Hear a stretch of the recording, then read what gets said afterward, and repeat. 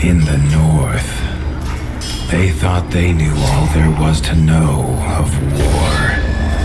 Until the War of the Rift. While the Southern King hid, warm in his keep, the Darkwings cut their bloody trail from frozen north to Winter's Edge. Alone, the Warden and his small garrison turned their whiskers to the icy wind. At the end of hope, in a last barrage, they wiped Batkind from the land and memory. With no sign of the Darkwings' return, in time, few believed them little more than a fairy's tale. But at Mount Cauldron, time had been all they needed. An old enemy claws free of their icy tomb and hungers for vengeance. But not all is lost. King Rattus brings north a cause for hope. A bastard prince, placed in the paws of the Warden of the Wastes to raise as his own. A secret of blood never to be told. Now, fate calls for a hero in a murderous screech, and one young rat will answer.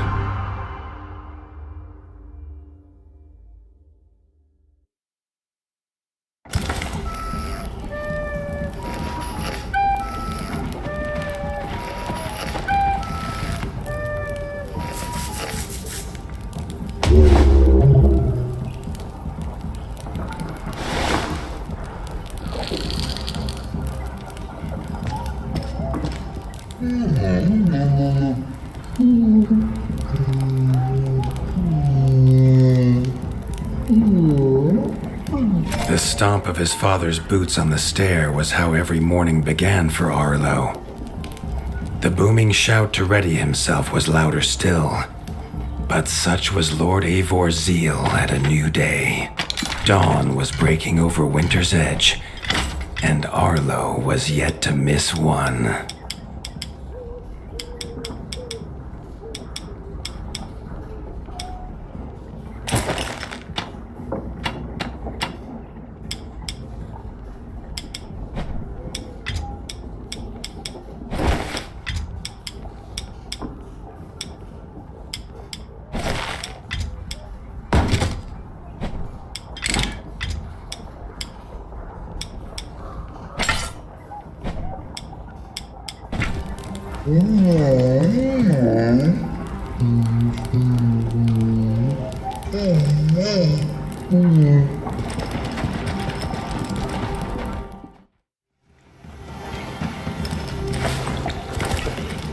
The castle echoed with the horns of the returning hunters, bringing their night's bounty. Arlo's little heart quickened to hear it. The only thrill to be found inside the high walls was a hunter's tales of what lay beyond them. Arlo tells himself it's a good life here in Winter's Edge. The bustling of contented ratfolk, the crisp mountain air, and without the endless scourge of frogs the southerners suffer. Why should he want for more? There was no time for tales of the hunt today. Lord Eivor was already dividing what was an excellent haul, happy to see his people provided for. Arlo longed only to join the hunt, to see the ratdom or even the lands beyond. His father called it a fool's wish. Arlo's destiny was unshakable, much like the keep that would become his by birthright. Krunk was a rat's rat, with no interests beyond his forge. If you have the parts, this master crafts rat can make armor and weapons that would see off a sky scorcher bite, or so he claims. Arlo wondered how well they'd do against something that wasn't a myth.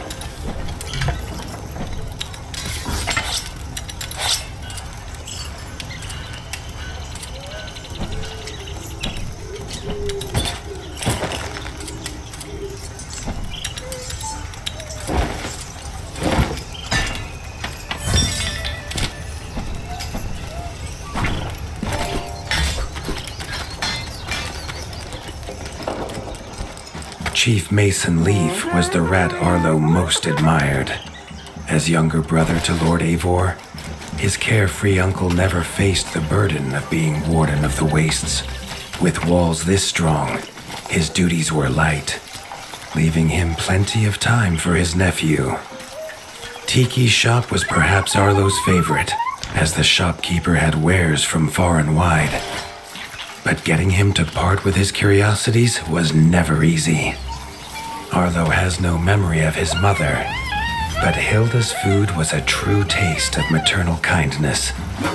With the right ingredients, she would make meals nourishing to body and soul.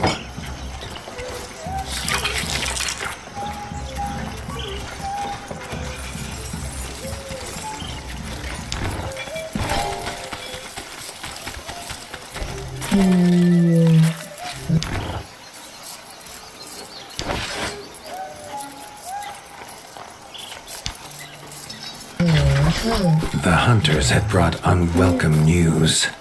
A family of the reviled creatures ratfolk called Backstabbers had moved into the wastes. Eivor told his son to fetch his weapons.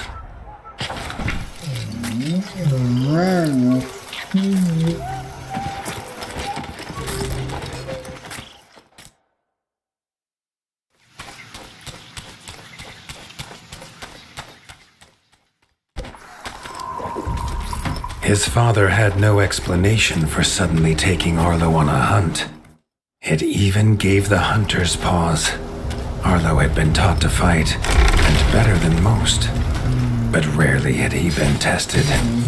He was determined to prove himself. The rugged terrain of the outskirts could have taken all day to traverse, but Arlo's trusty grappling hook allowed him to swing between its many crevices.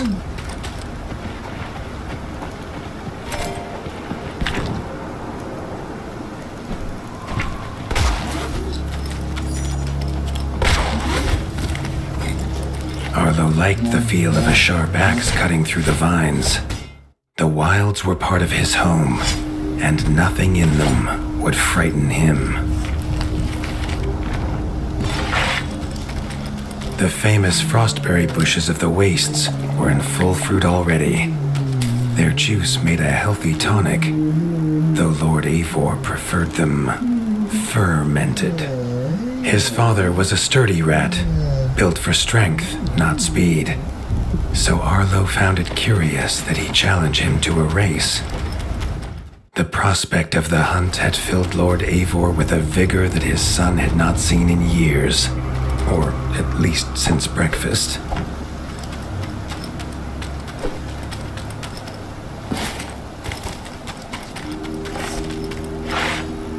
A warden fights the hardest battles, he told Arlo, and needs the sharpest blade.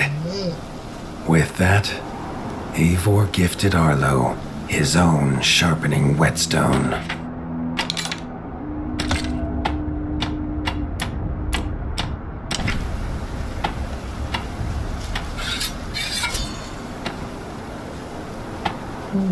Whether these beasts were named for their spines or for some past unforgivable deed, no rat knew.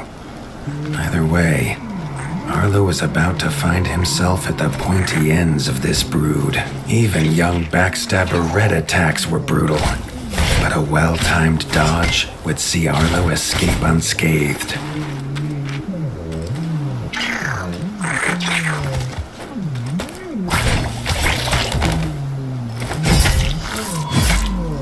This Backstabber lived up to its name with its deadly white attack. But Arlo's shield could block the deadly spikes.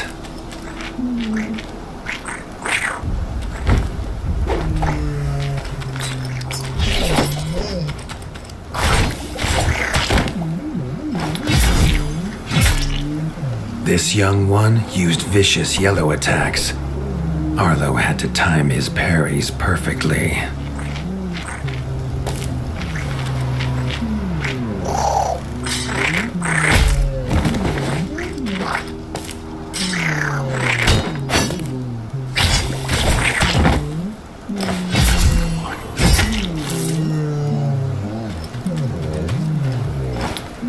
This mother had left her young to fight alone, but the same could not be said of Lord Eivor as he leapt to his son's side.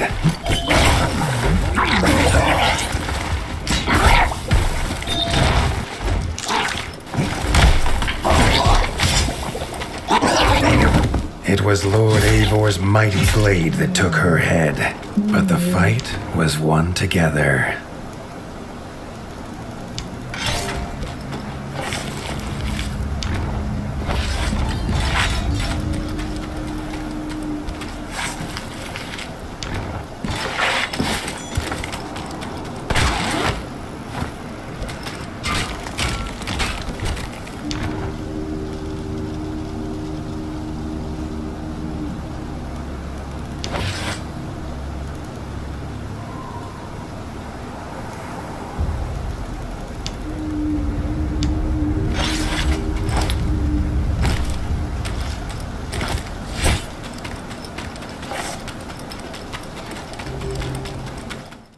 Arlo basked in his father's pride, almost as warm as at the fire inside Winter's Edge.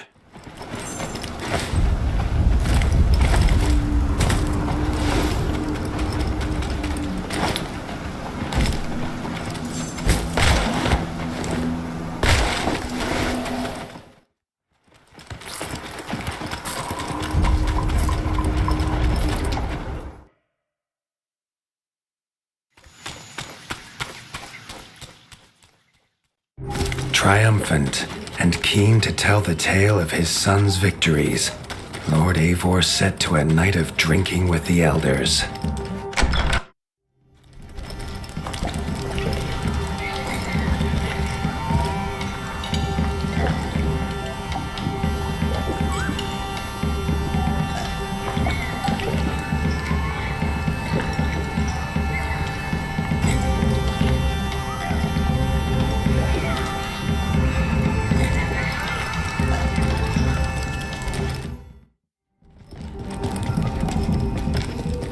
Arlo was reluctant to return to his bed, wondering how long he must wait to hunt again. The booming footsteps that woke him this time were nothing like those of his father.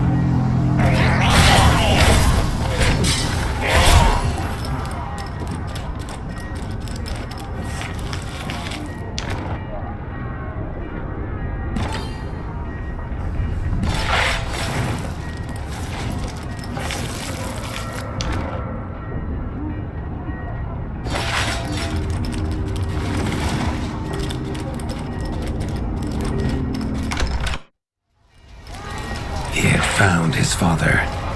The warden stood alone, holding back a whole Darkwing army, their cruel Count Kazak leading them. His father charged, but the Darkwing Count was as fast as he was strong. The Winter's crown tumbled to Arlo's feet, now without a head to rest on. There was no time to grieve his father, as from above the Count revealed his greatest weapon, a Sky Scorcher. Not a fairy's tale, but an undead beast whose very breath could level kingdoms. And its eye was trained on Arlo. All that came next was a fog of bloodlust, snapping jaws, and the beating of leathery wings.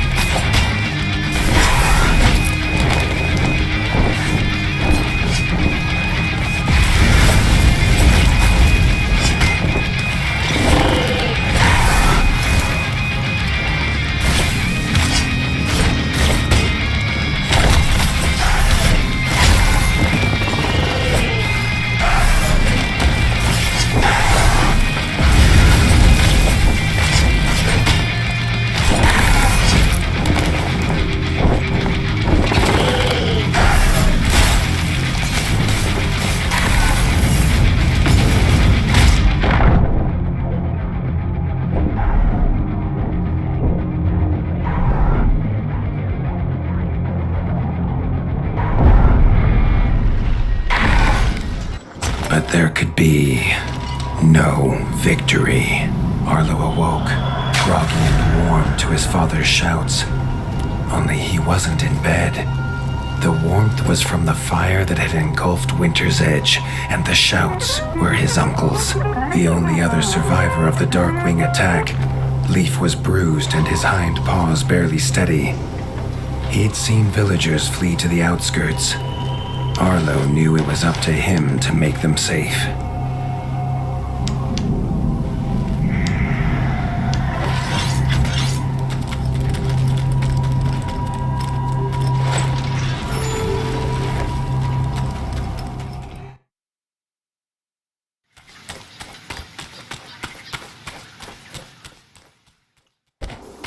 He'd know these anywhere.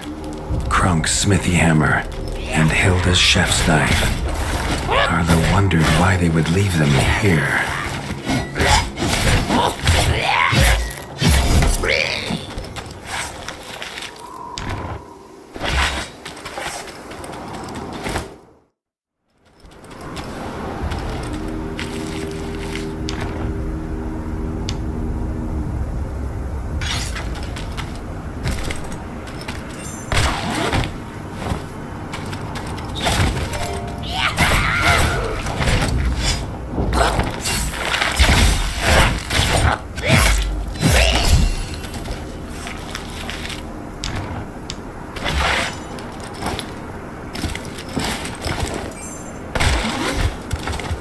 With the attack at Winter's Edge, no hunters had come to check their traps. Arlo thought he might find a use for them.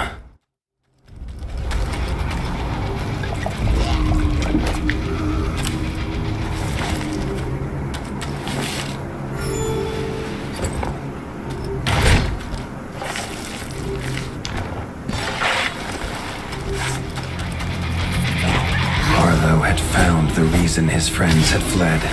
The taunting shrieks revealed that this was Baron Frostovik, son of the Darkwing who took his father, and therefore a perfect target for his revenge.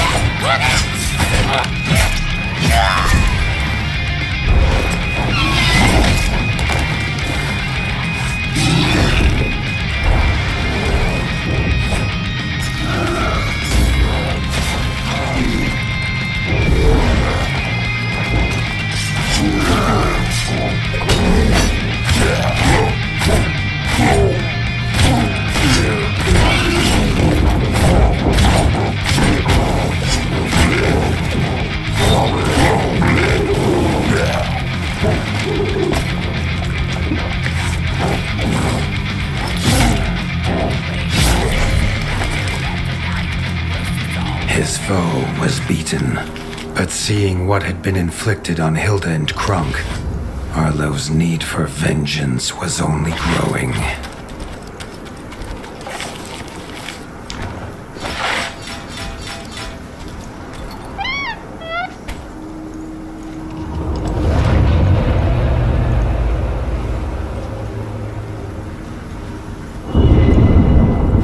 Suddenly wished to be within the walls of Winter's Edge, to hear the boot and boom of his father at dawn, A sound he realized he'd never hear again.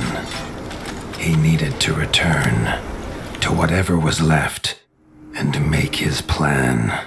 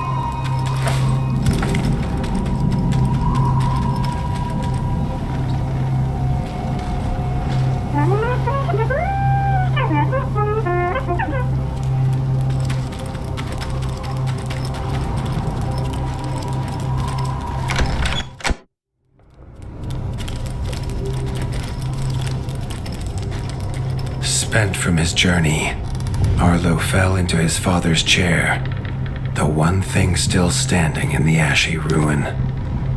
It was his chair now, along with the title of Warden of the Wastes. Arlo's shoulders slumped at the weight of it, but only for a moment. The Dark Wings had nearly scorched the ratdom to ash before, and now it was for him to stop them. He was going to rebuild Winter's Edge, a beacon of hope from which to drive back the shadow.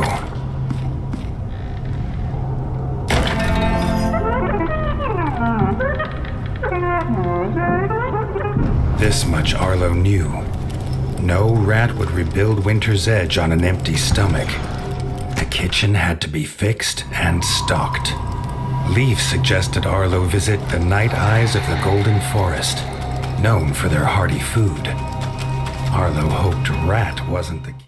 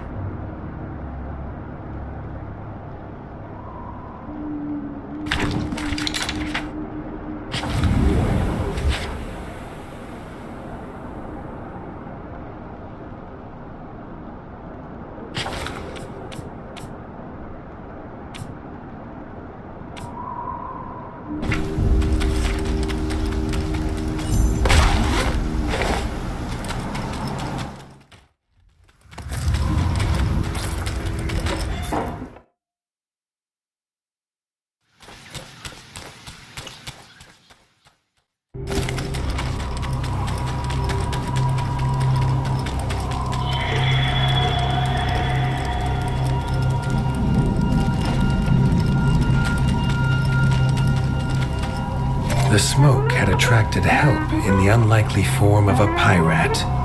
Captain Blacktail had seen many towns razed in his years, usually by his own paw, a fact he chose not to mention as he offered his services. The ship King Rattus's Revenge would take the young warden wherever he had need to go.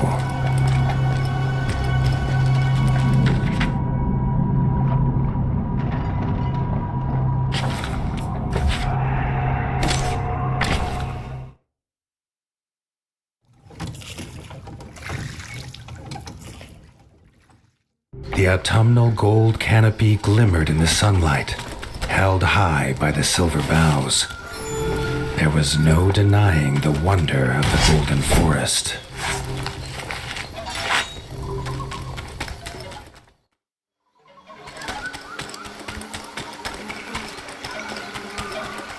The peace Arlo found beneath the leaves was not to last. A shrill cry cut through the calm, a call for help. The hoots came from inside the bug farm, along with a stench of pond scum and villainy.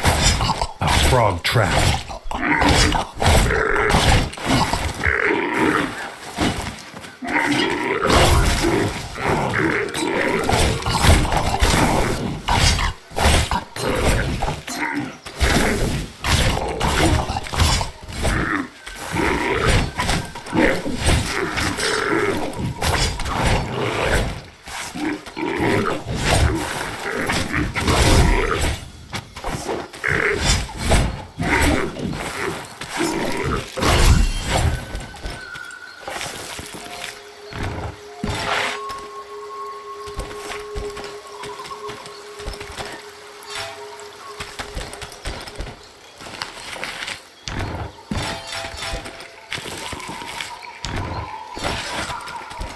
Grateful for her rescue, Erica the Ranger offered to guide Arlo to the hidden village of Nestminster.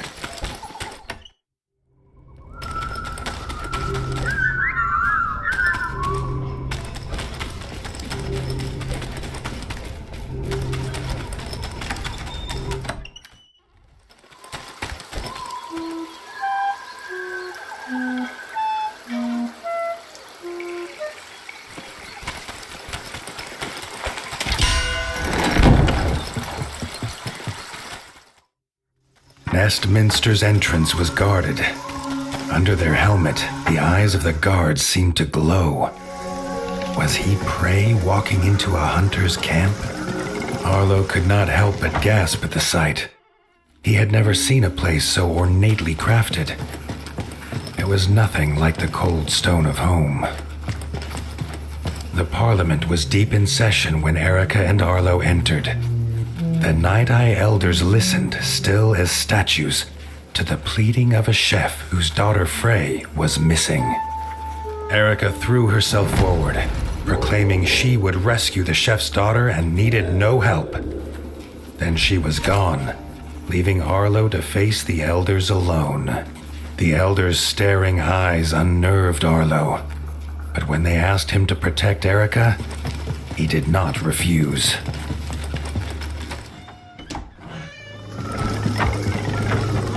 Frey's father told them she wanted fish for a new soup recipe. He told her never to go to the dangerous Moonlight Pond, but she was stubborn as she was brave. The chef handed Arlo a few poison antidotes without explanation. Arlo wondered what could go in soup that would have him so scared. Erica said they must be as stealthy as the owls of old. She gave him a bow carved from the silver boughs, quiet as a whisper, deadly as a talon.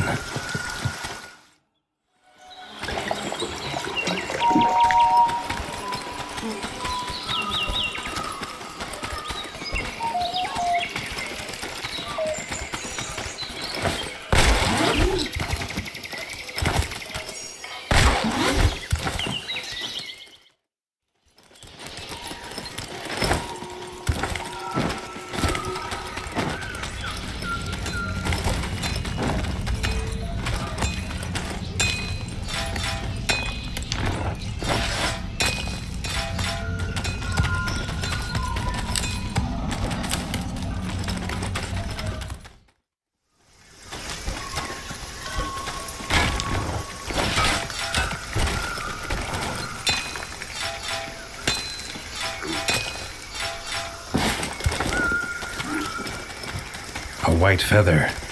Erica knew it was Frey's. They were on the right path.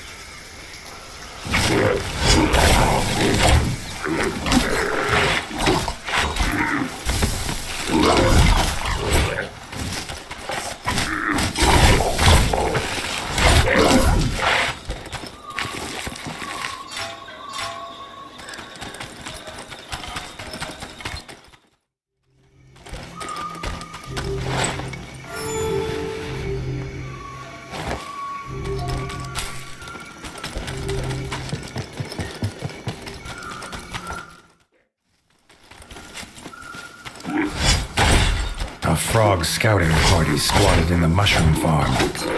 Arlo's arrows would make swift work of them.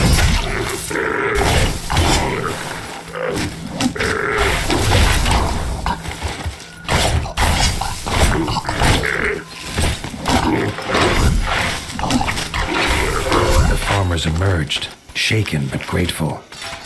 Arlo had never met stripe snouts before. Badger brothers Marco and Lorenzo's keen eyes had seen Frey go by, headed for the pond.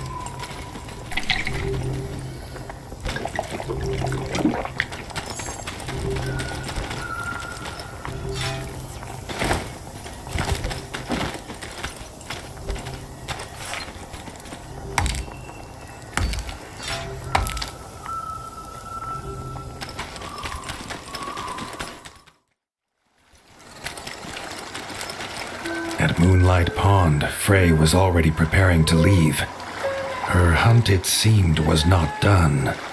With a hoot about an egg, she was gone.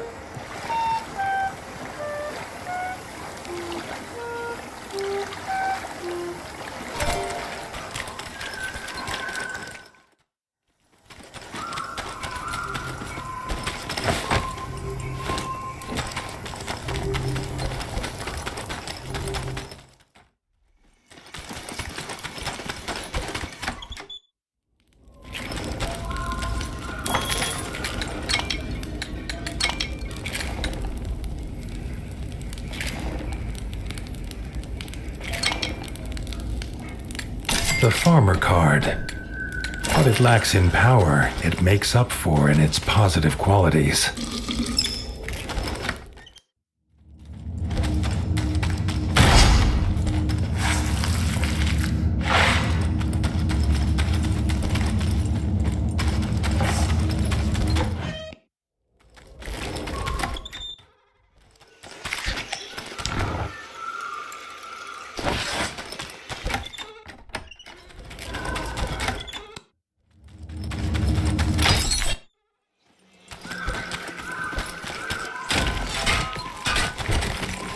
The sky flashed with a blinding light. Suddenly, towering before him stood an imposing figure, his flaming sword heating the air around Arlo. Thrusting his sword into the air, the stranger imparted his gift onto the young warden.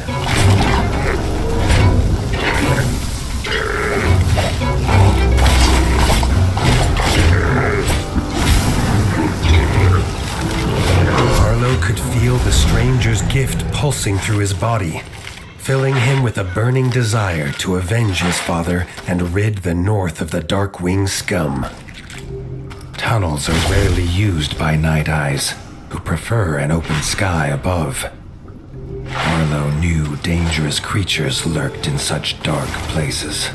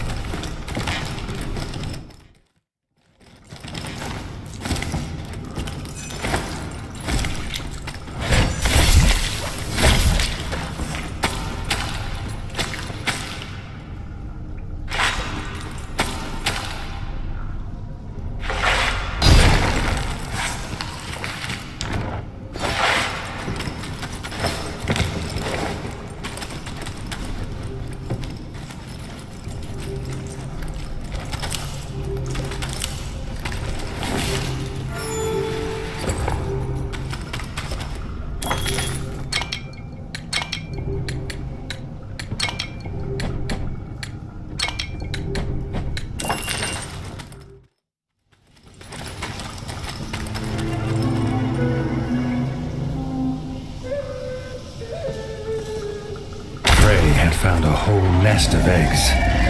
She was uninterested in who the owner might be, but the mother slither scale was very interested in her.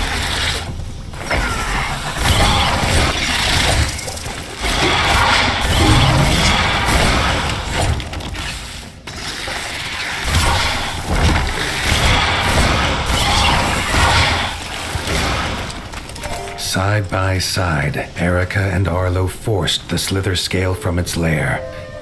Erica would not leave Frey to travel alone. They would see him back at the Parliament.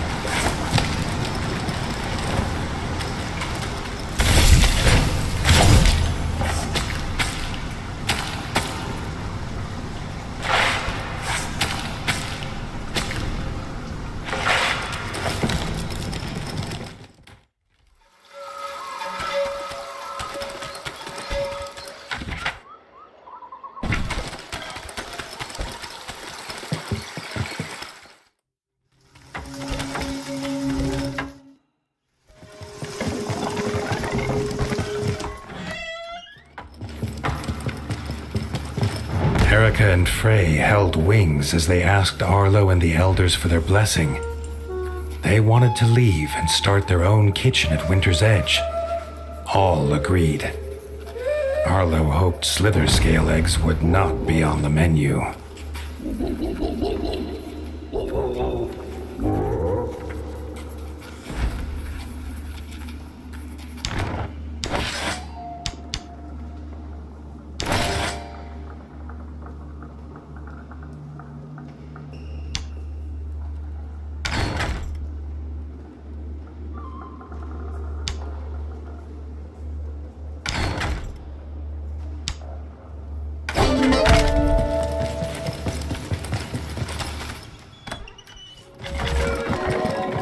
Arlo was keen to head home, but an owl called Sigrid stopped him.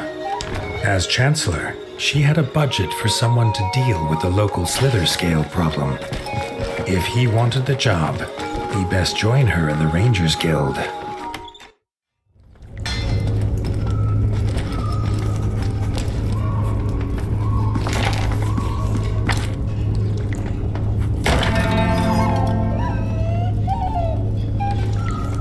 The owls called for Arlo's help. A ranger had gone to hunt a slither scale. He was seeking vengeance for a slither scale attack that took his family, but Arlo would not let the young ranger go the same way.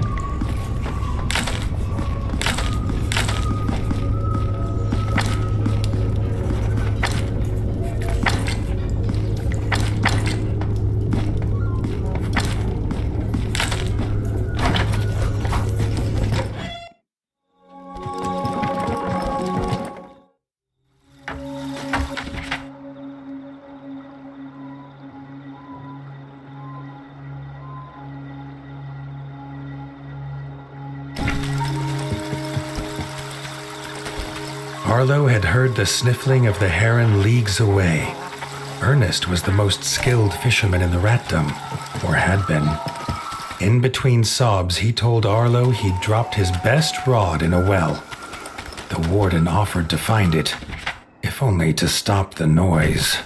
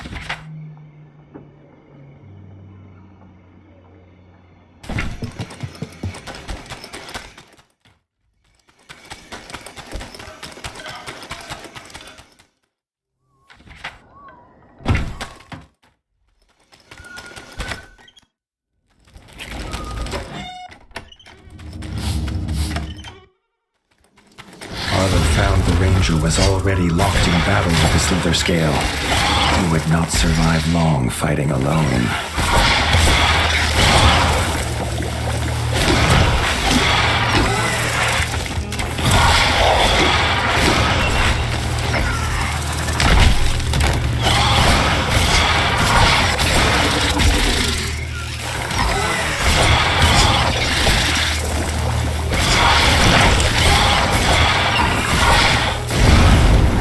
The young ranger was a fierce fighter, but no match for the slither scale. He barely thanked Arlo for helping him in this fight before he took off, seeking another.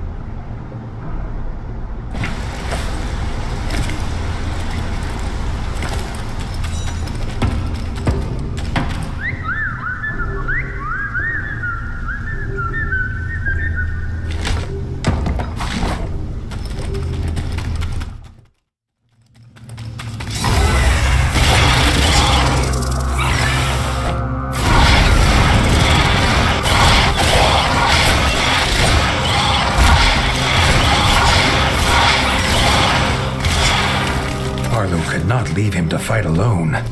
There was no stopping him until the Slither Scale was defeated.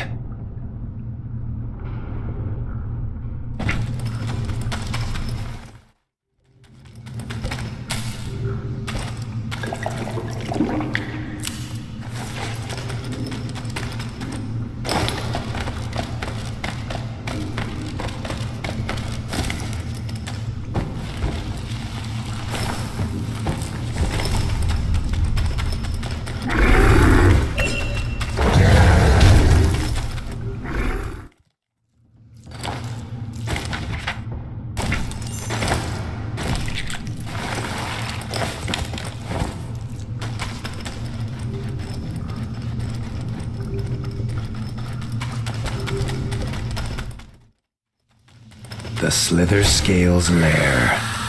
They would end its tyranny here and now.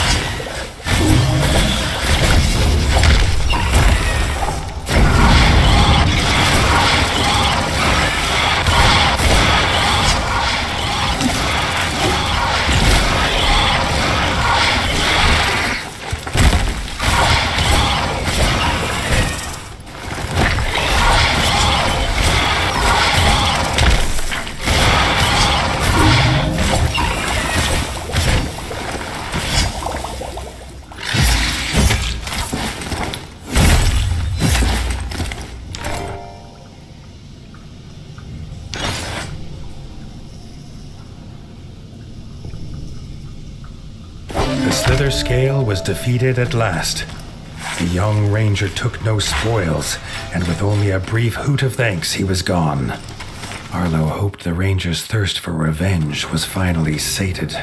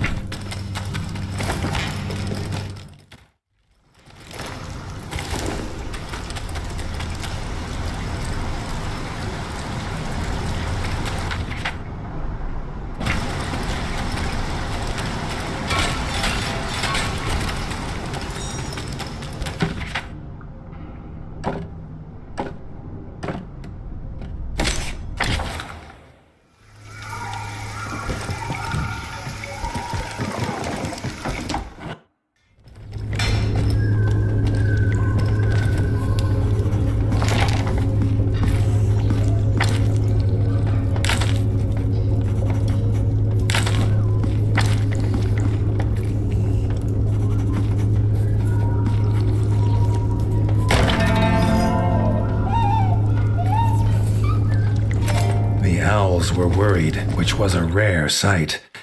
A Slither Scale nest was nearby with a fresh clutch of eggs. The nest had to be destroyed before they hatched and unleashed chaos. Too late. The nest was a writhing snare of Slither Scale. If any escaped, who knew how many would fall prey to them? Arlo would not let that happen.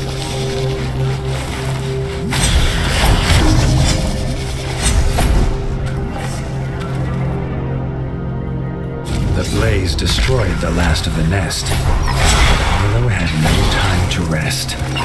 The Slither Scale had returned.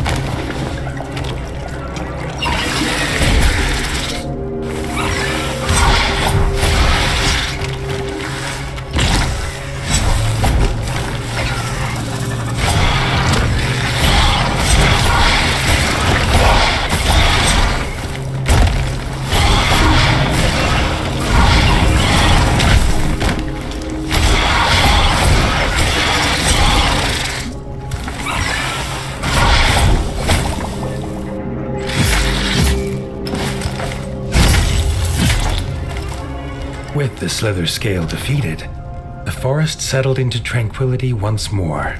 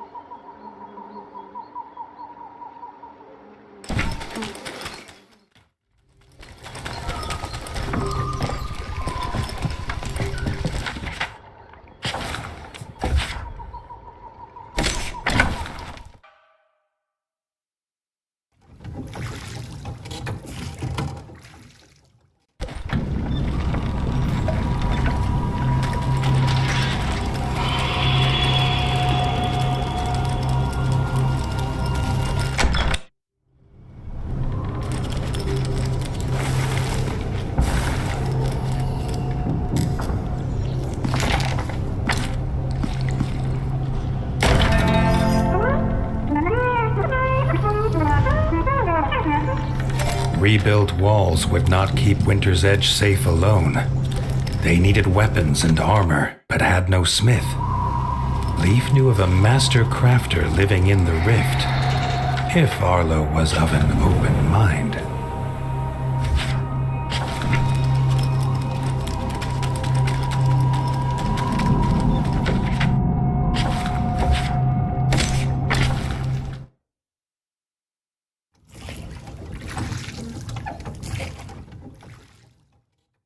Arlo had heard the tales of battles that scarred the rift at his father's knee.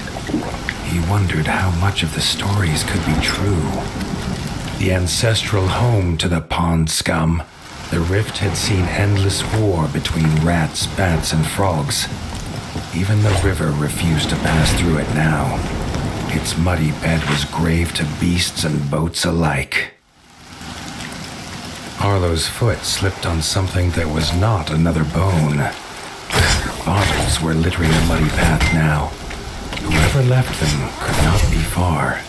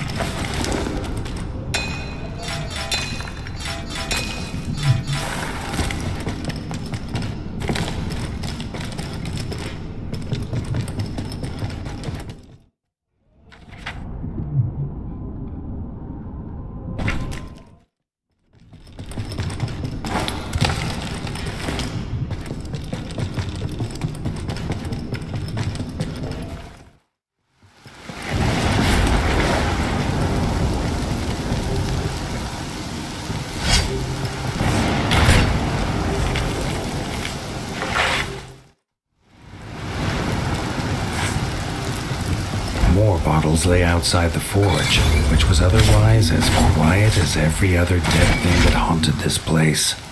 The pile of bottles was large, even for one who drinks like a merman, and it seemed to be breathing. Arlo was amazed the merman could swing his hammer, let alone see who he was hitting. A couple of thumps on the head soon brought him to his senses.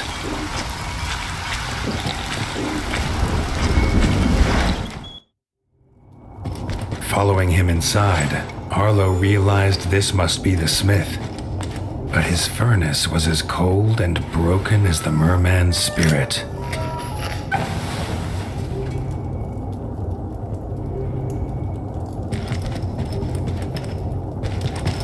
The smith hunted bottles as he told Arlo of his woes. The frogs had attacked the village, kidnapping his wife and apprentice daughters. He would not light his forge until they were home. This was a problem Arlo swore he could solve. The smith took some strength from this. He introduced himself as Ron and flashed a grin, telling Arlo the frogs didn't take everything.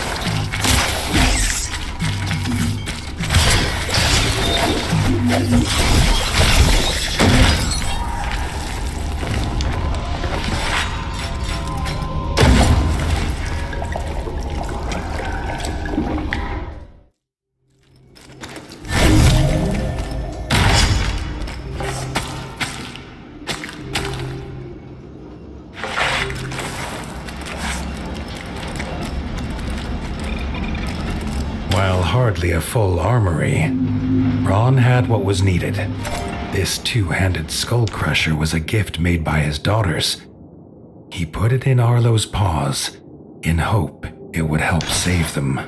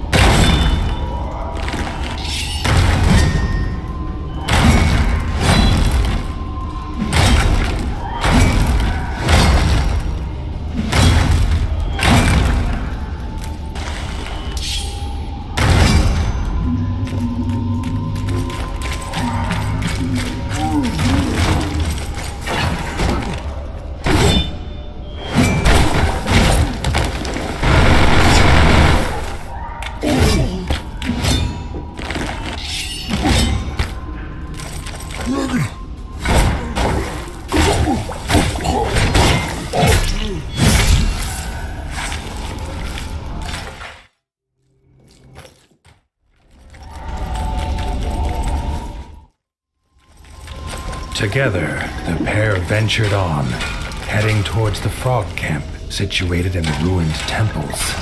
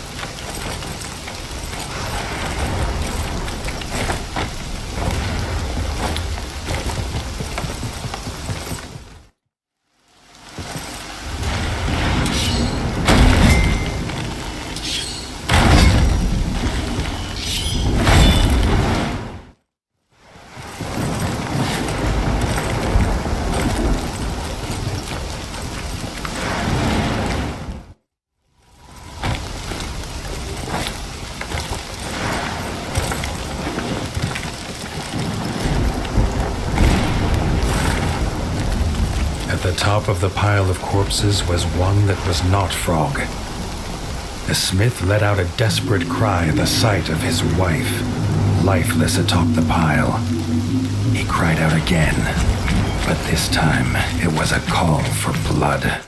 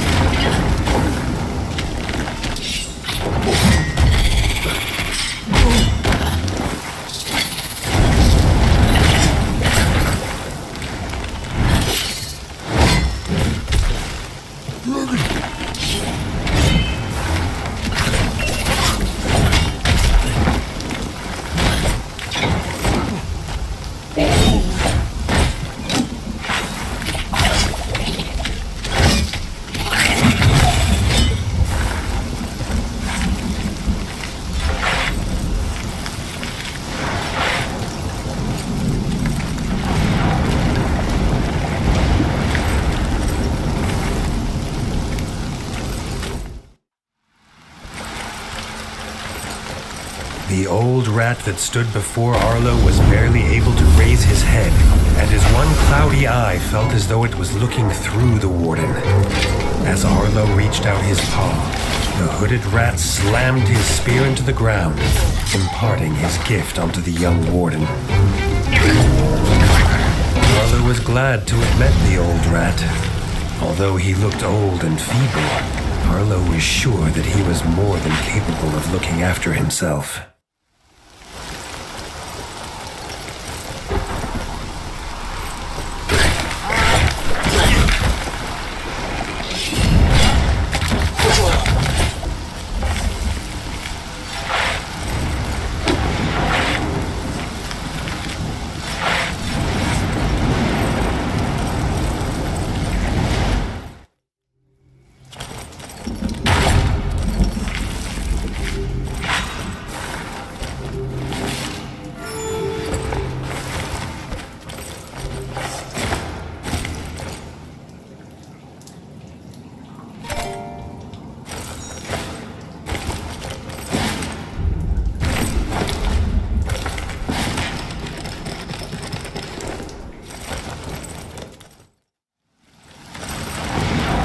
Before Arlo could act, Ron was in the clutches of the enemy.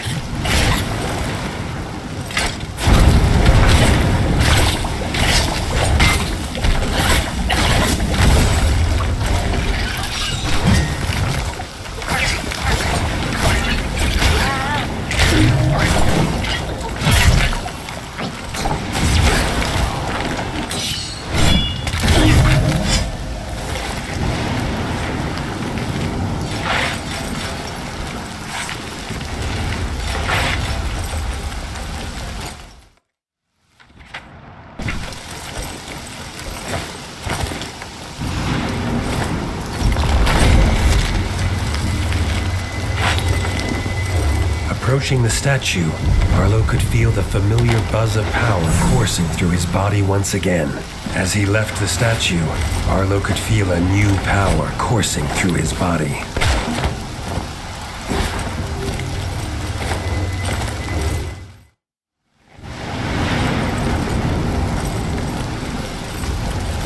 Something else came his way. Tumbling down the temple stair, Arlo was met with another horror. The head of the smith. It was Arlo now who took up the battle cry.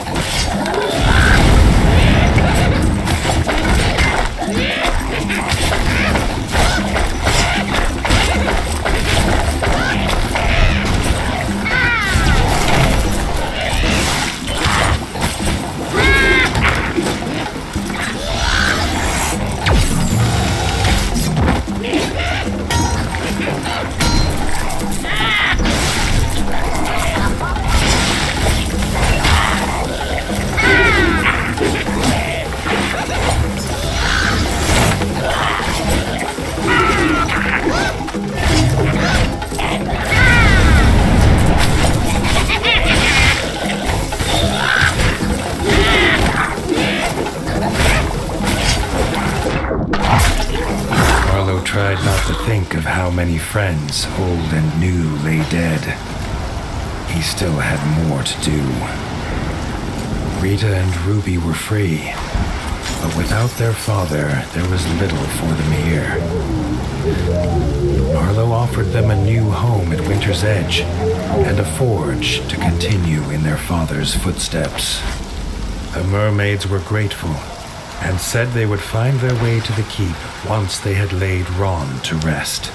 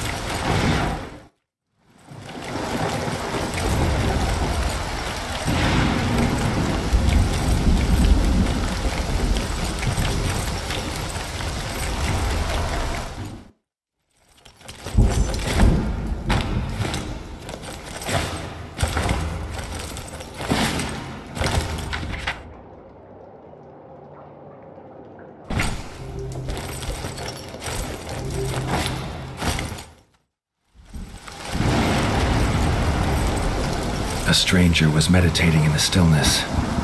Arlo gasped. It was a frog.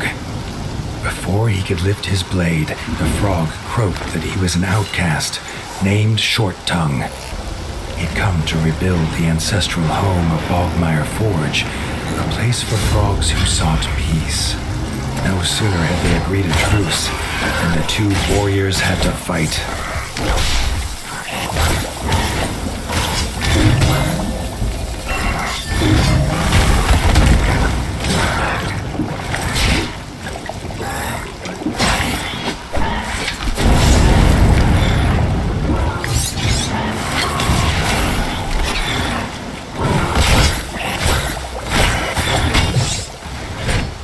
Side by side, the pair fought well, and the attackers soon disappeared again, back into thin air. Persuaded of the frog's honesty, Arlo left Short Tongue to his quest for peace. In return, the frog swore Arlo would always find a warm welcome there.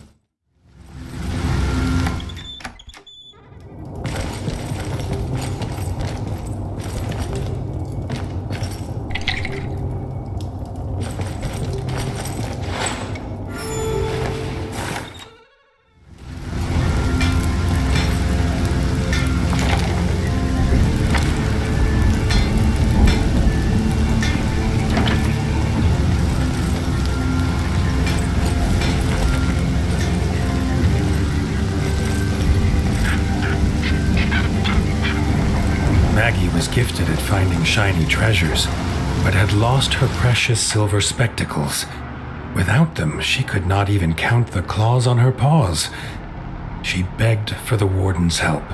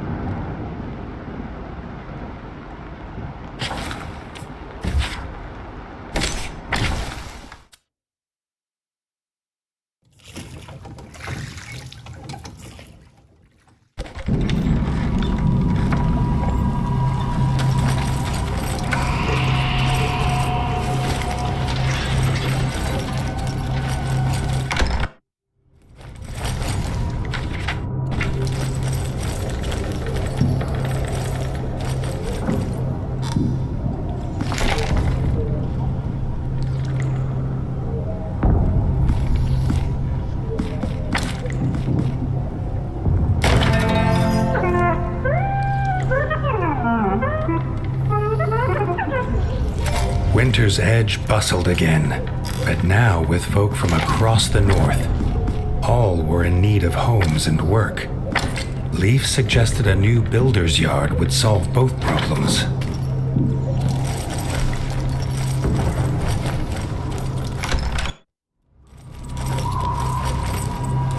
The yard needed a builder, and Arlo knew who to ask.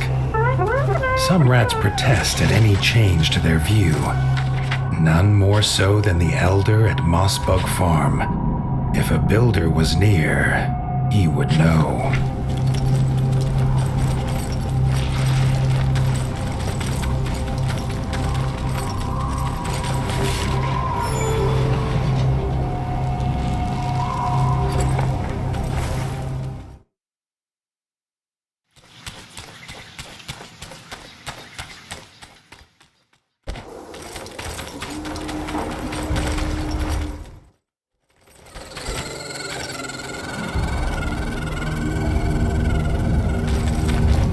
The glimmer in the dirt revealed an ancient runestone, perhaps fallen from one of the pillars that encircled this tomb.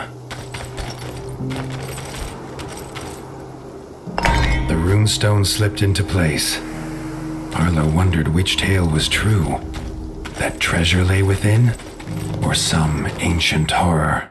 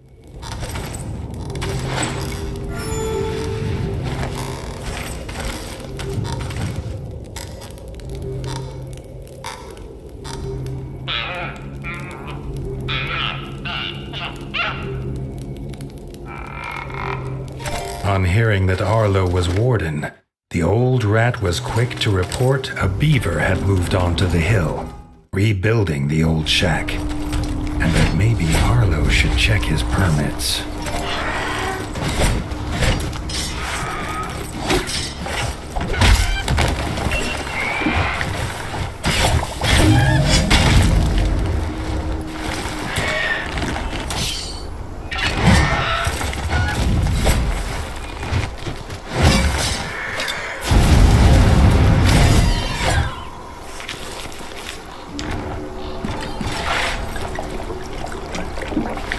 These farmers had been to the shack to trade with the beaver, but found no sign. Perhaps, like these rat folk, something else had found him first.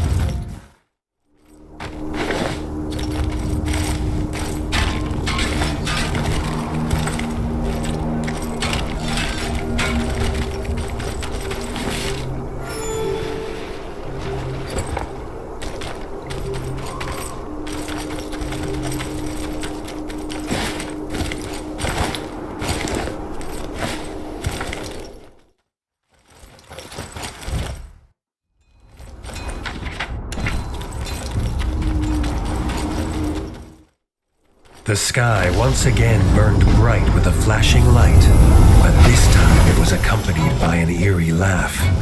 Before the warden stood a slender rat, his lips still curled from laughter. As Arlo went to question the stranger, he clapped his paws together, imparting his gift onto the warden. Although Arlo was grateful for the gift, he could not ignore the feeling that this stranger was using him as part of some intricate plan.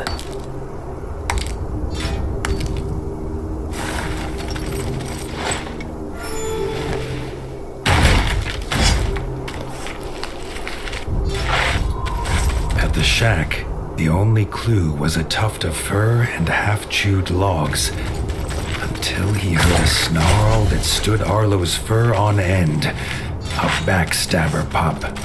The pup's nest would not be far. Arlo feared for the beaver's fate.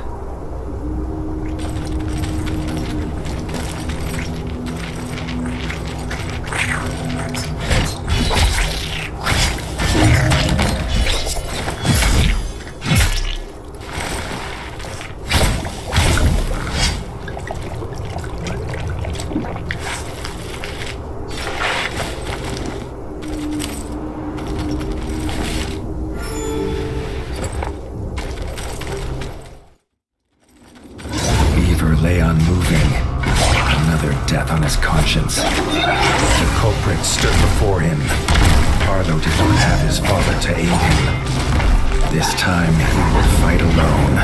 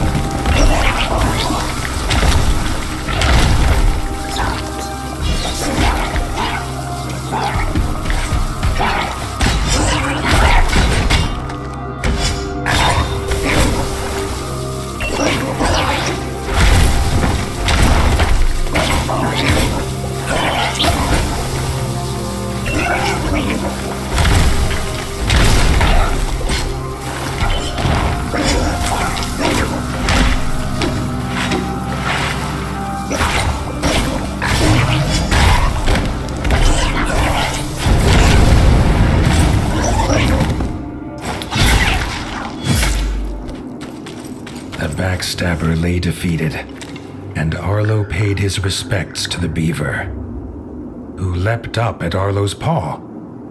Playing dead had spared his life. A chance to work and live at Winter's Edge brought a sparkle to Billy Beaver's eye.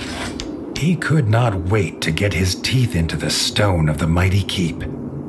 Arlo hoped he did not mean it literally.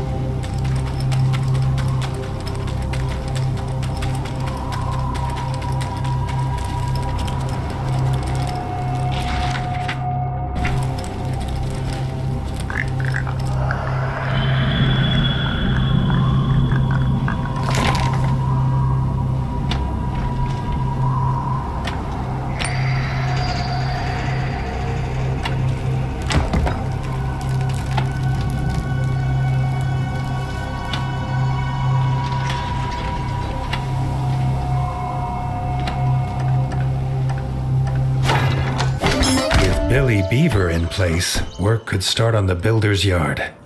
With enough materials and gold, Arlo would make Winter's Edge a place beyond his father's dreams.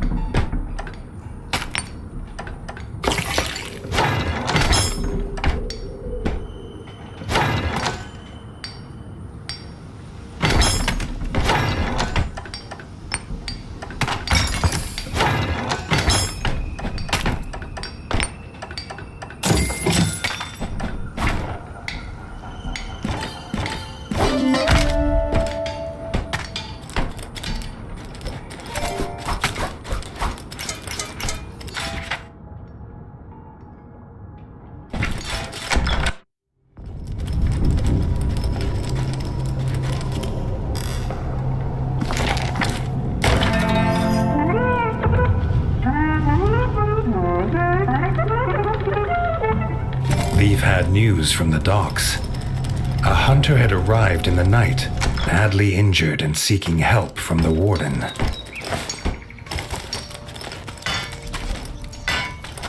The young hunter was unsteady on his paws and seemed afraid. Leif bid him tell his tale. Tuck and his family were royal hunters. They had been sent by the king to the rift, but met with disaster. At the temple ruins, a strange creature from the sky had taken his father and brother.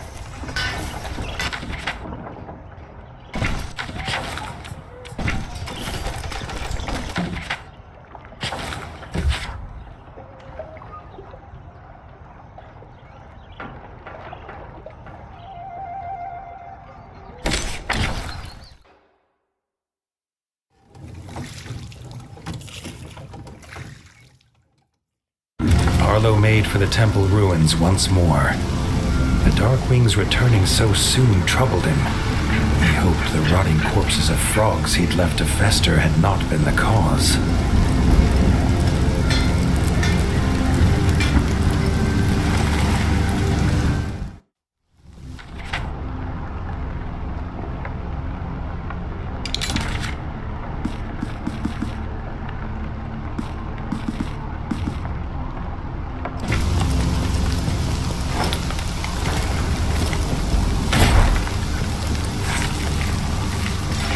Something sparkled in the mud under the bridge. Perhaps in finding a treasure here, she had let this one fall.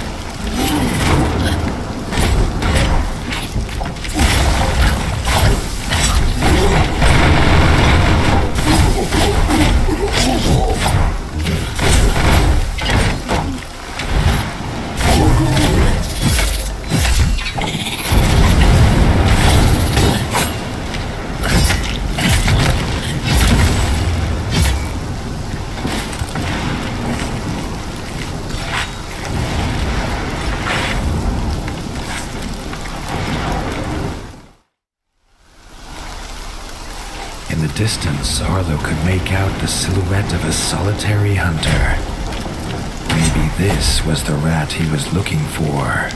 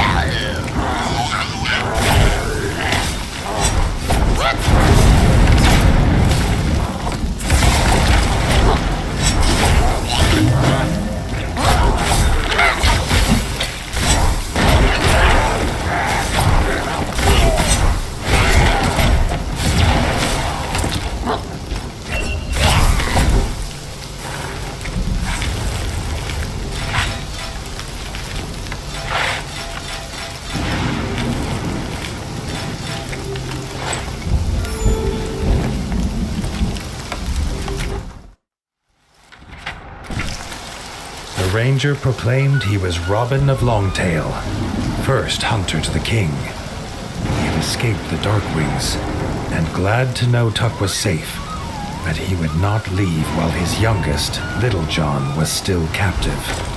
These creatures were doing more than raiding.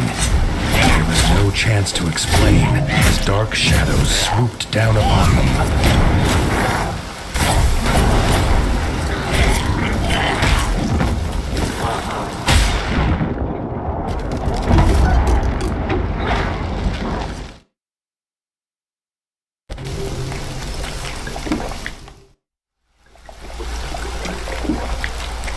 The ranger proclaimed he was Robin of Longtail, first hunter to the king. He had escaped the Darkwings, and glad to know Tuck was safe, but he would not leave while his youngest, Little John, was still captive. These creatures were doing more than raiding. There was no chance to explain as dark shadows swooped down upon them.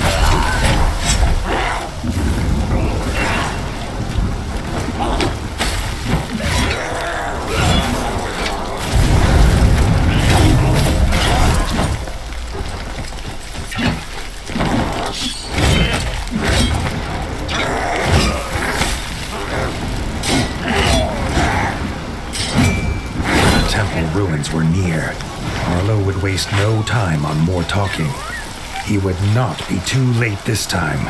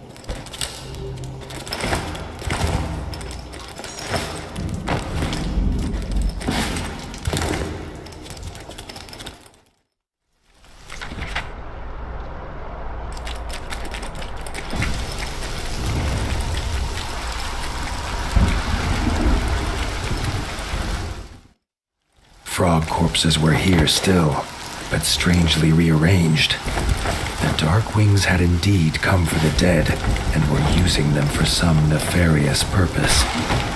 Arlo's stomach churned.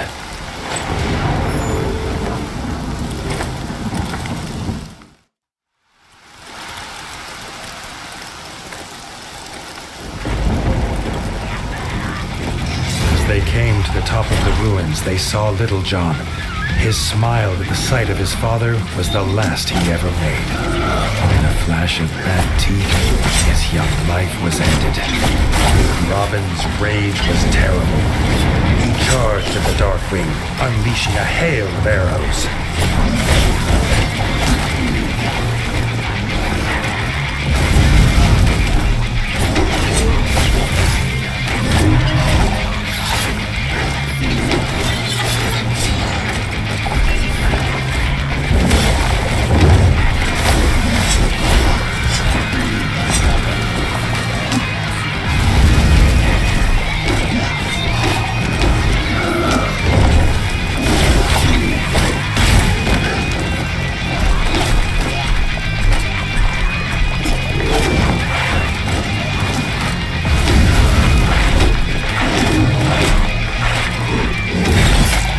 Together, they defeated the beast in a fury that sent all other bats from the ruin in terror.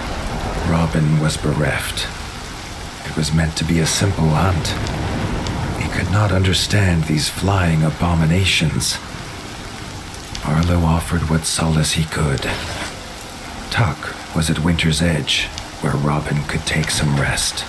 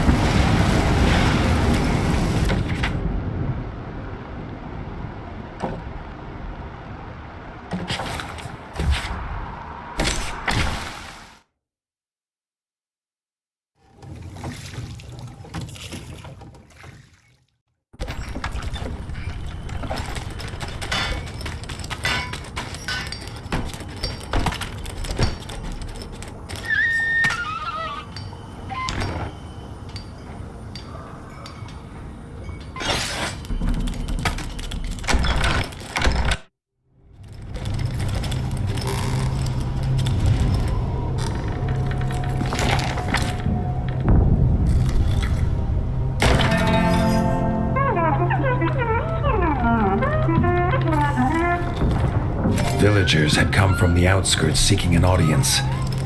Arlo doubted they brought good news.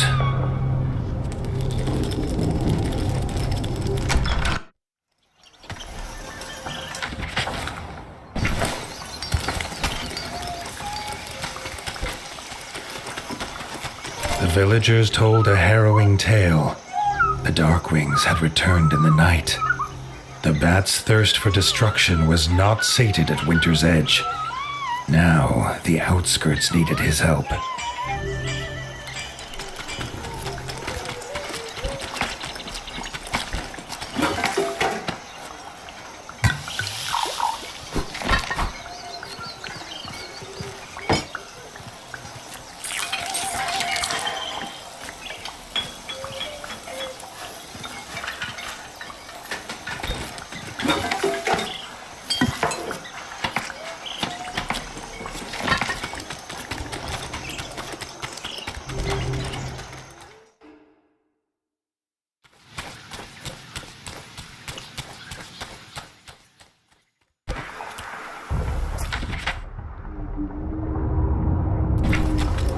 The shouts of fleeing villagers and the smell of burning bug stock greeted Arlo as he approached Mossbug Farm. It was already overrun.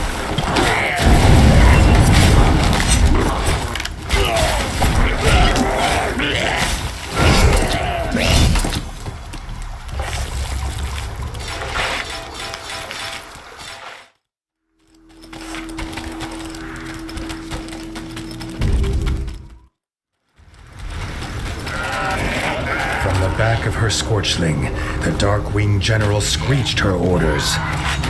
This one would pay for the death of her son. They turned their evil eyes on Arlo.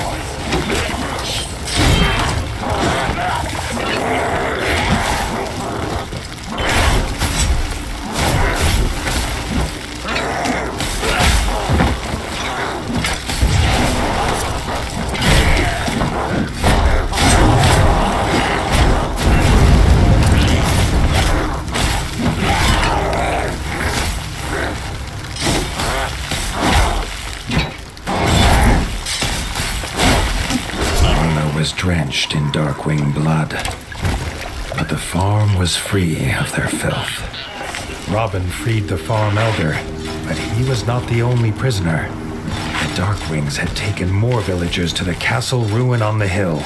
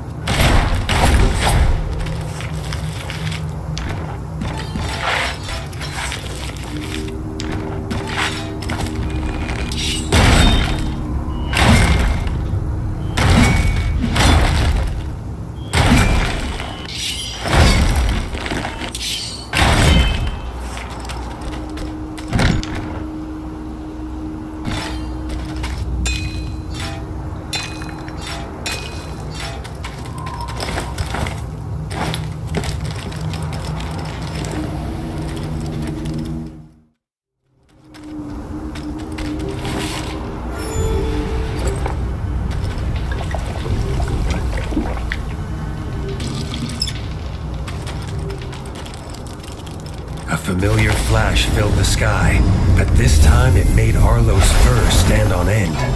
The biggest rat Arlo had ever seen stood before him holding a hammer that no mortal could lift, let alone swing. Before Arlo could talk, the giant lifted his hammer into the air and passed his gift to the warden.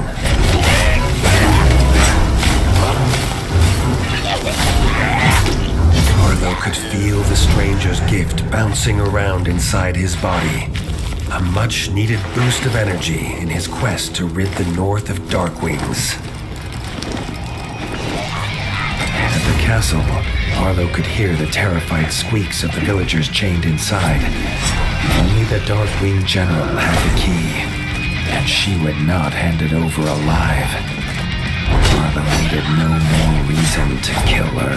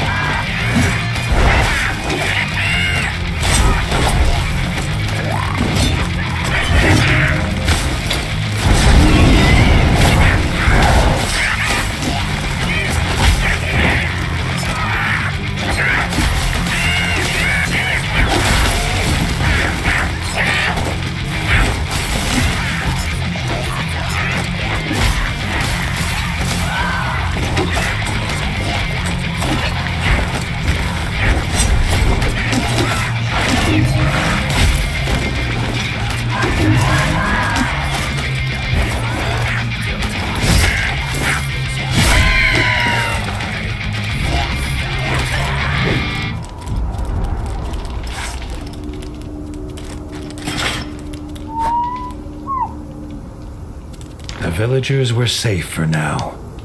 Arlo asked if they would help at the farm. The bug milk needed to flow again.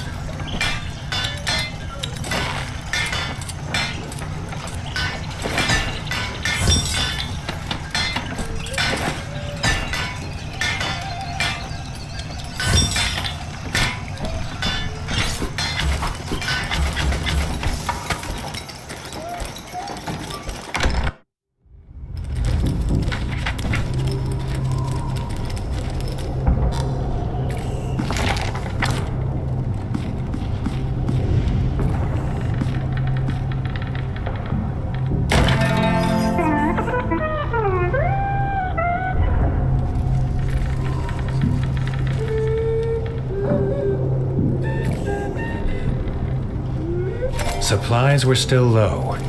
Frey wanted Winter's Edge to start their own farm, but they would need a farmer fit for a keep. Everyone knows the Night Eyes of the Golden Forest had the best farmers. Or so she said.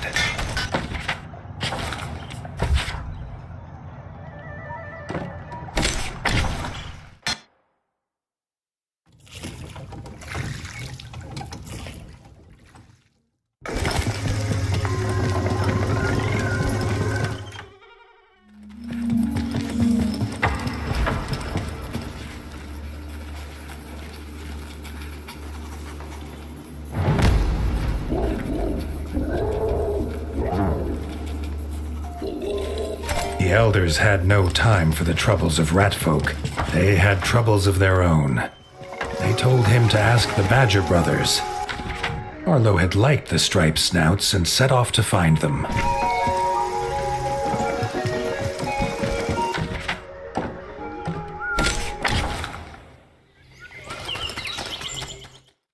Approaching the mushroom farm, Arlo could hear Marco's voice calling in alarm for his brother. The warden's work, it seemed, was never done.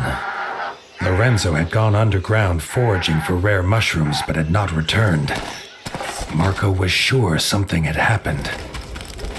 Arlo offered his help at once.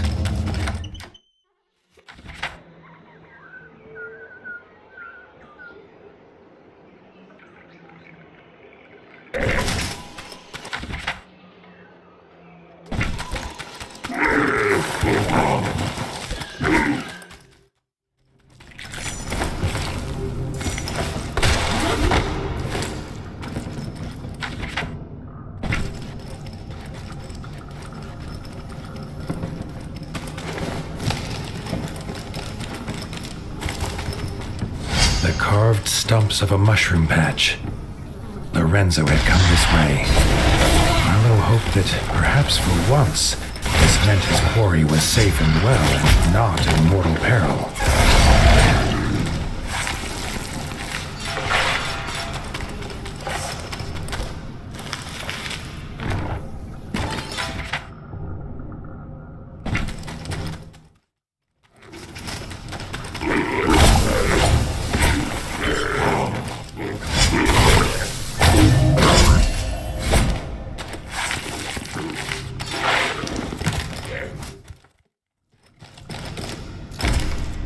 This must be Lorenzo's basket. Why had he dropped it? Arlo moved faster, certain luck had once again abandoned him.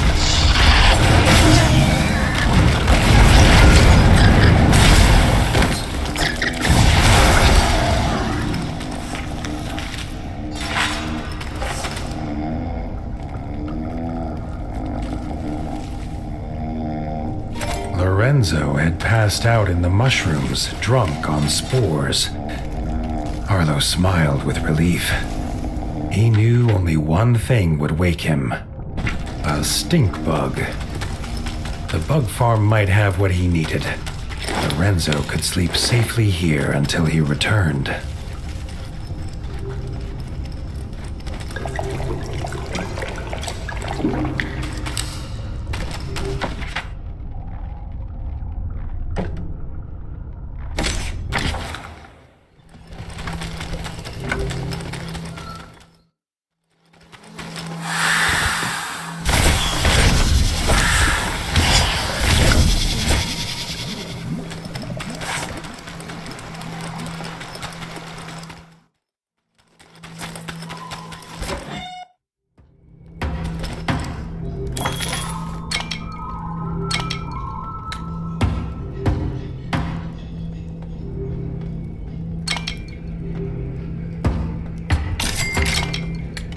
Arlo hoped the stink bug smell would not linger on him. The sooner he got to the sleeping Lorenzo, the better.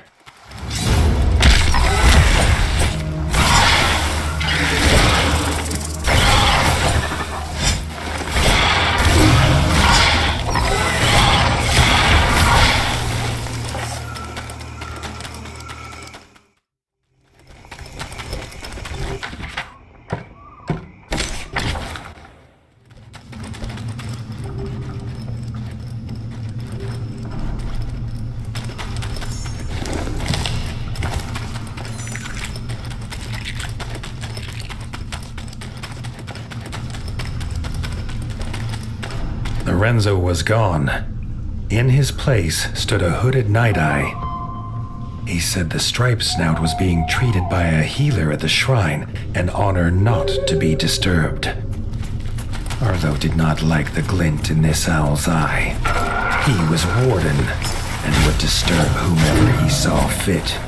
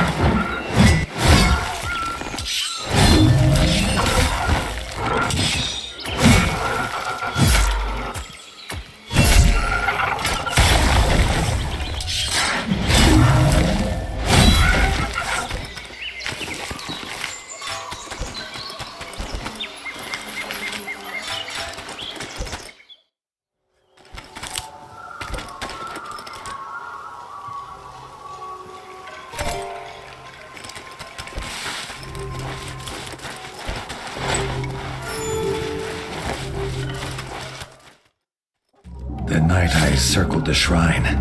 As Arlo looked closer, he saw Lorenzo, blood pouring from his arm. This strange cult of owls were no healers.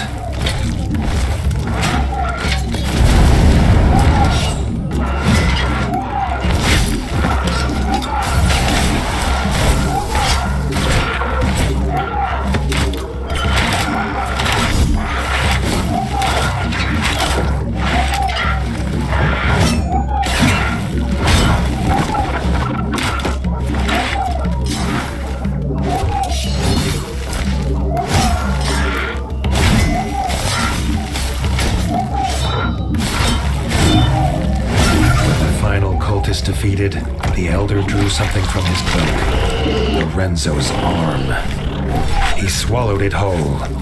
Arlo soon wished that had been the worst of it.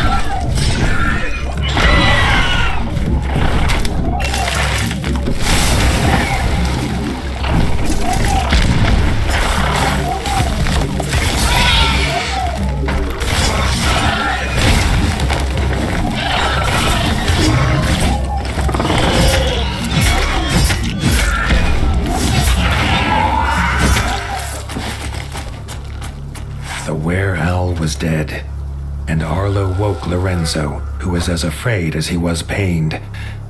Arlo sent the scared badger home where his brother was waiting to help him.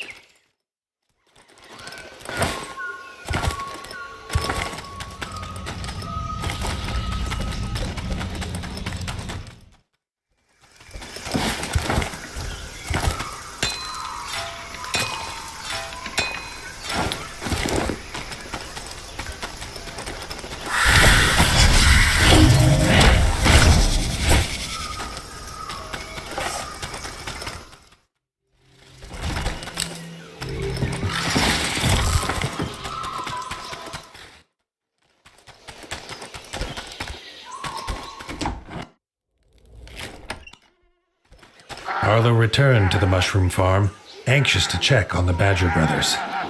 Grateful for the young warden's rescue, they offered to work the farm at Winter's Edge as soon as Lorenzo's wounds were healed.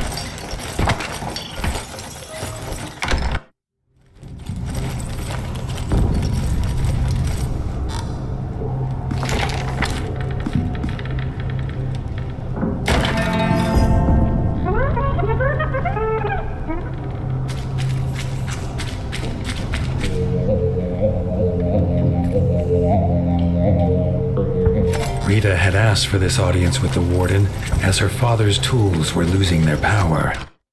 Arlo offered use of his father's whetstone, but she said the power came from the god's blessing.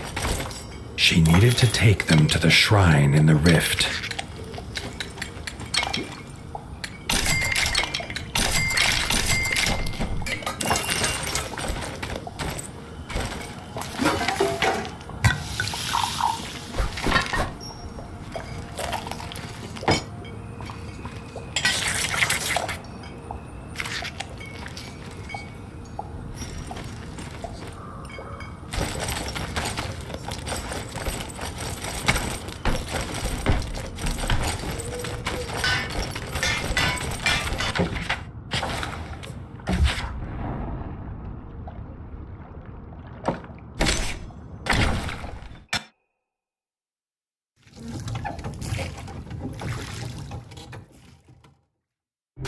The rift was a dangerous place, and he had little desire to return. Neither did Rita, but he would not see her go alone. The merfolk believe the 8 arms bring balance to life and death. or so Rita explained as they approached the shrine. Arlo's little head disliked such weighty thoughts. He thought about lunch instead.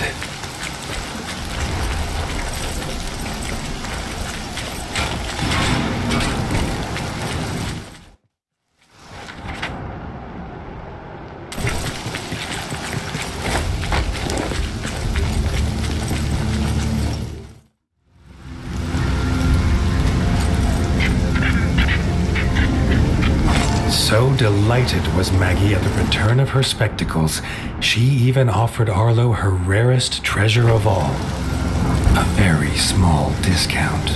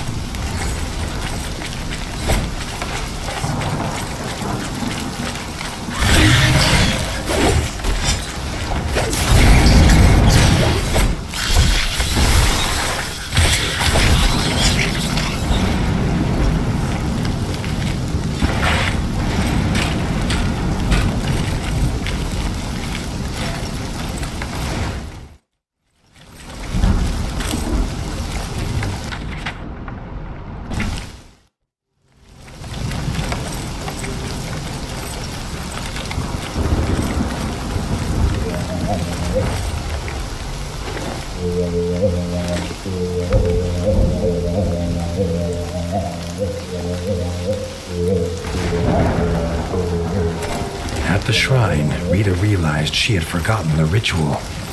She needed a druid's help, or it would all be for nothing. She pointed to the old ruins. Could Arlo find the druid who lived there?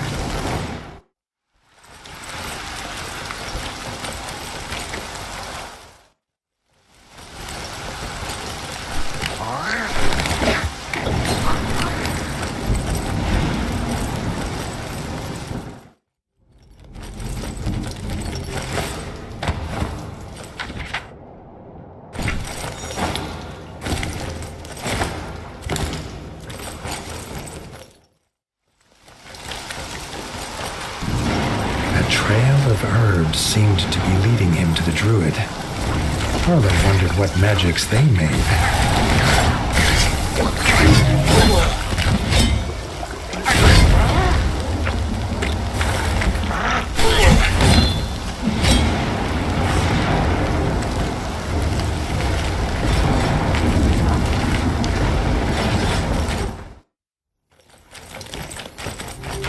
Druid's coat of needles can see off most attacks, but these frogs seemed to feel no pain.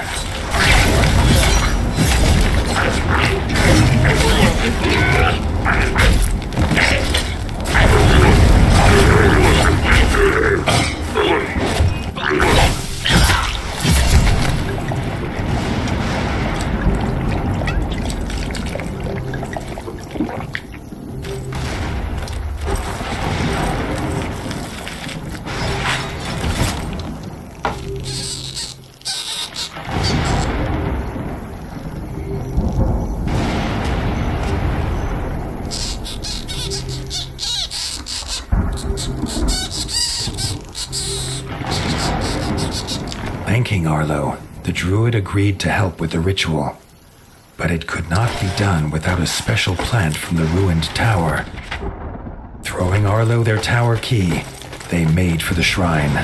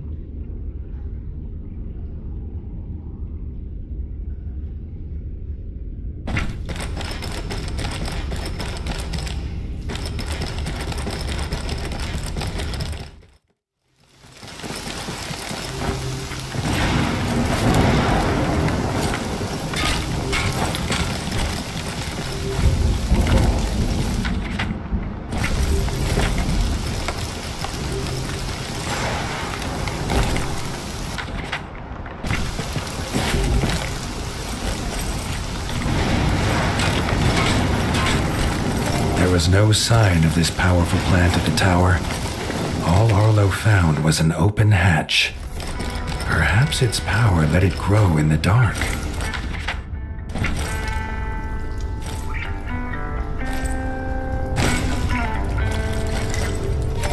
What Arlo found was a mole.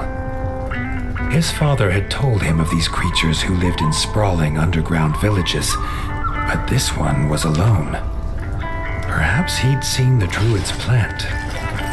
To his surprise, the mole said he grew it for tea and would be happy to share. However, nothing was ever simple. It was behind a bunker door and the fuse had blown. If Arlo found a new fuse, he could have all Arlo had no idea what kind of door problem could not be solved with an axe. But he remembered an object in the smith's stash that might be what the mole was looking for.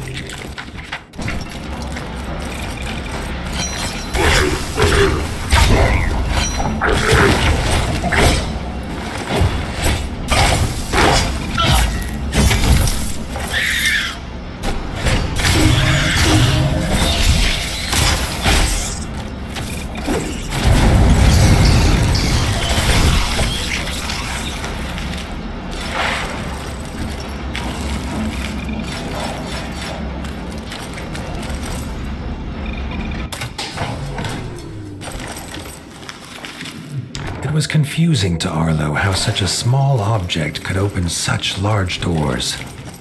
He would have to remember to return to ask one day.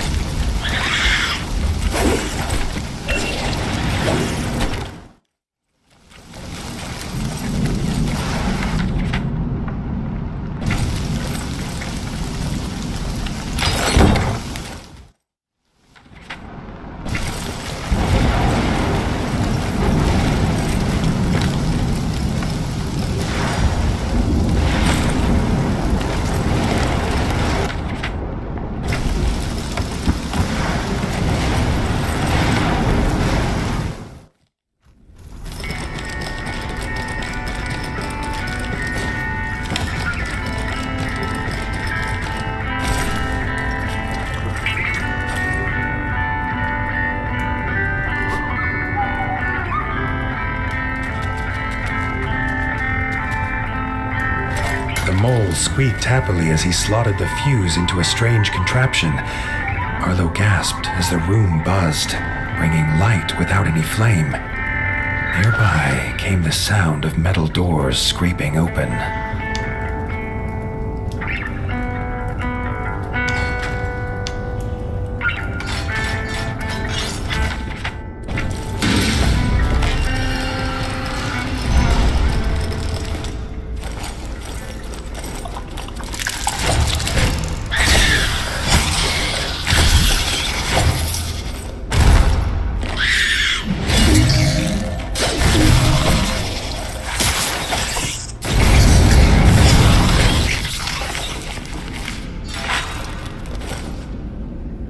With the plant in paw, he promised to return one day for the offered cup of tea, a use for the plant which Arlo resolved not to tell the druid.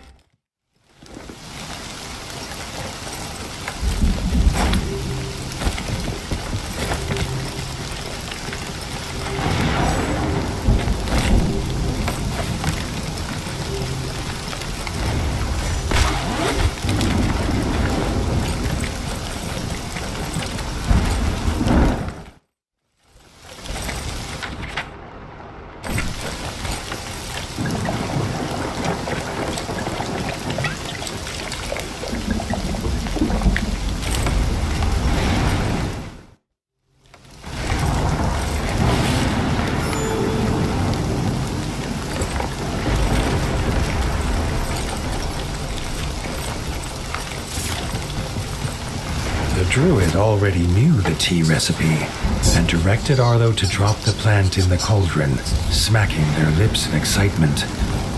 Arlo wondered if his troubles had been for a magic herb or a tasty drink. Arlo had hoped for a well-earned nap during the ritual, but it seems even the dead do not rest during rituals in the rift. Arlo had to keep them from the druid.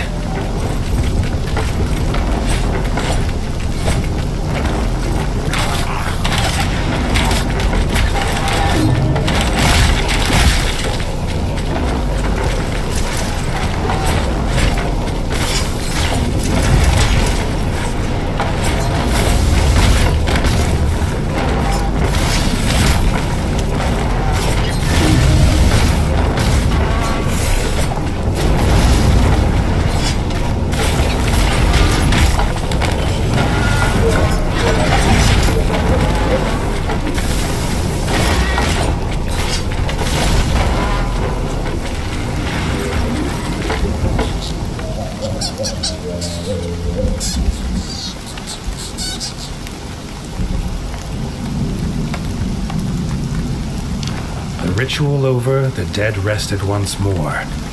Rita thanked the druid, and Arlo suggested they return with them, but they refused. They were headed home to try their plant in a brownie recipe.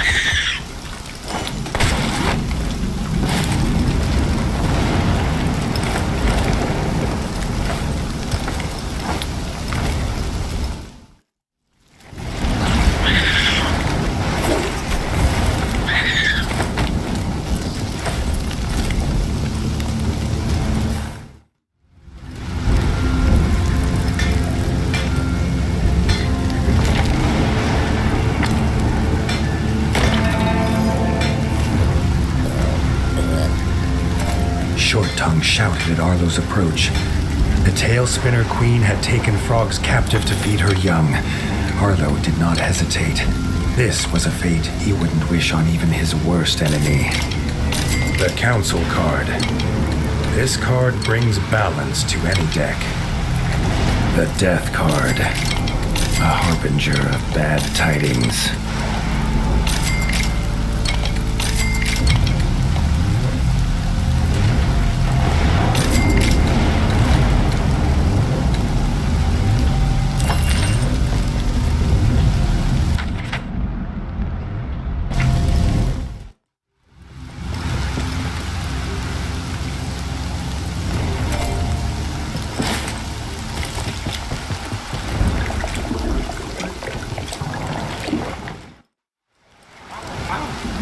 They crept up on the eight-legged monstrosity as she ensnared another frog in her webs.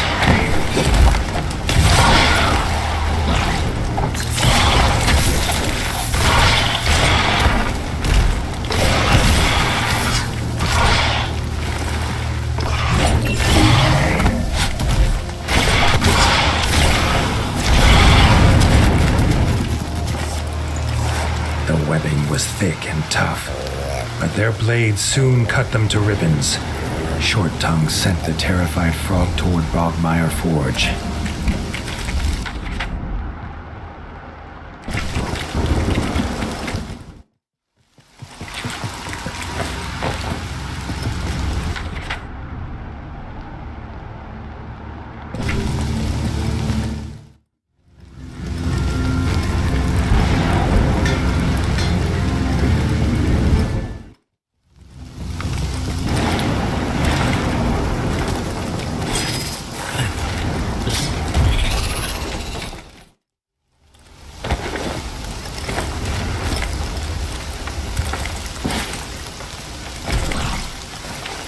Injured though she was, the queen had no intention of giving up her hunt.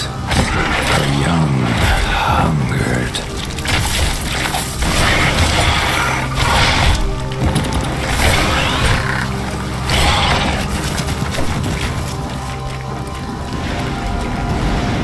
Another villager freed. They too headed for Bogmire, and Arlo wondered how many more frogs it could take.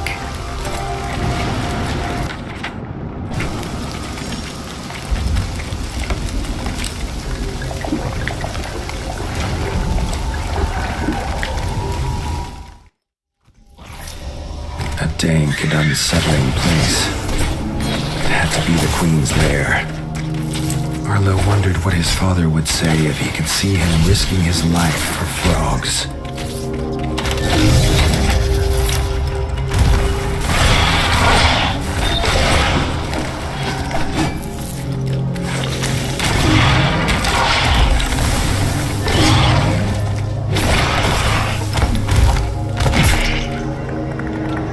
The Tail Spinner Queen was dead, and the frogs were soon at work rebuilding the village.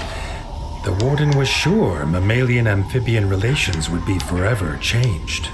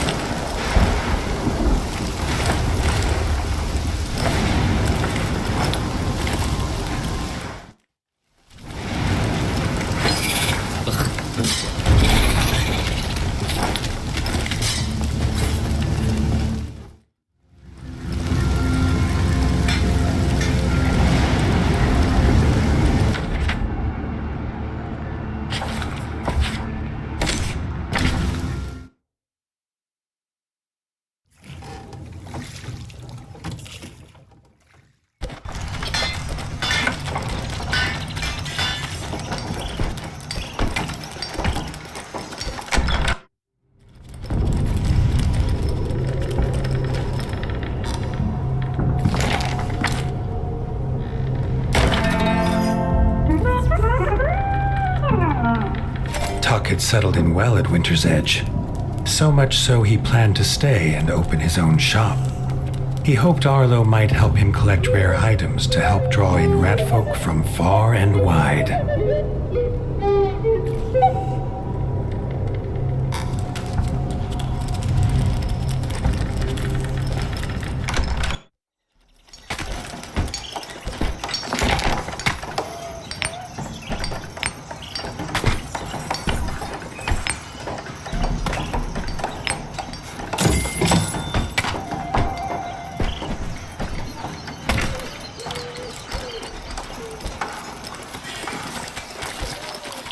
The young rat was excited. He had worked out exactly what he needed and asked if Arlo would meet him in the outskirts. Arlo was glad to see Tuck's spirits finally lifted and could not refuse him.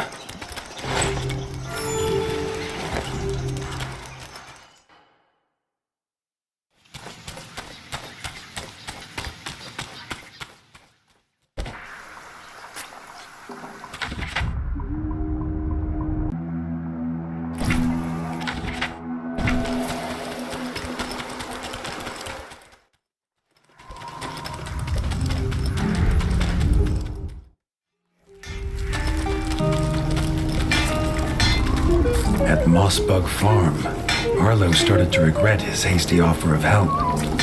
The farmer had seen a beast, and shouting something about luring it with bloodfruit, he went to hide in terror. Tuck grinned. He knew exactly where to go.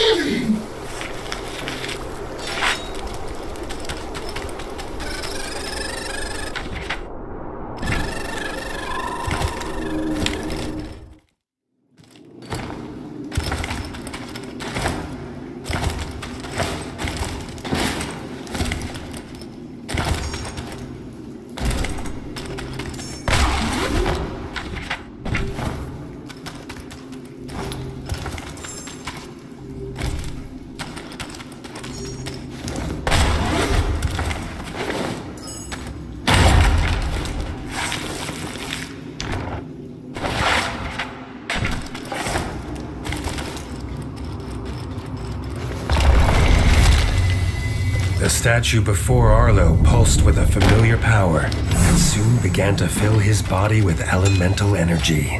A newfound strength rushed through Arlo's body, making his fur stand on end.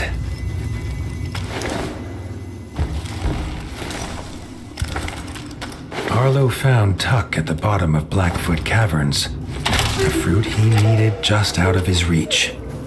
Arlo's bow would make quick work of this.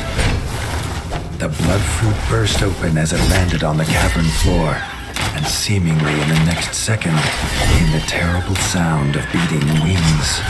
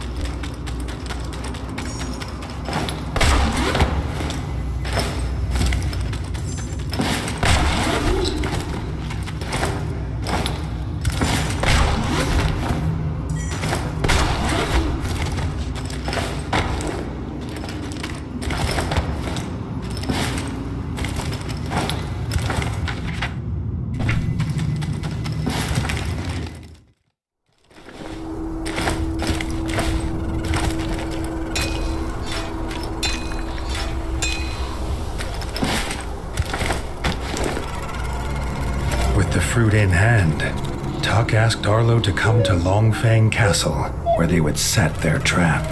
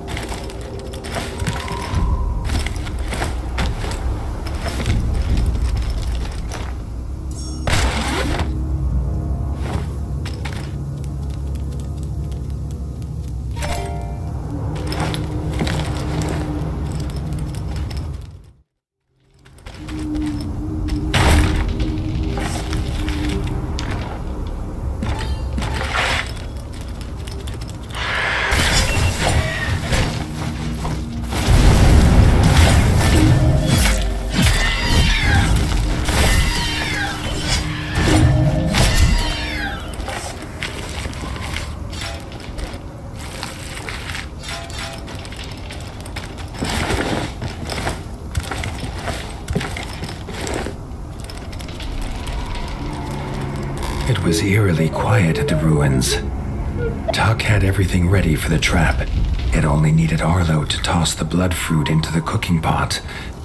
The stench would be sure to attract the beast. They only needed to wait. A high-pitched shriek pierced through Arlo's dreams, and soon the flapping of wings was upon them.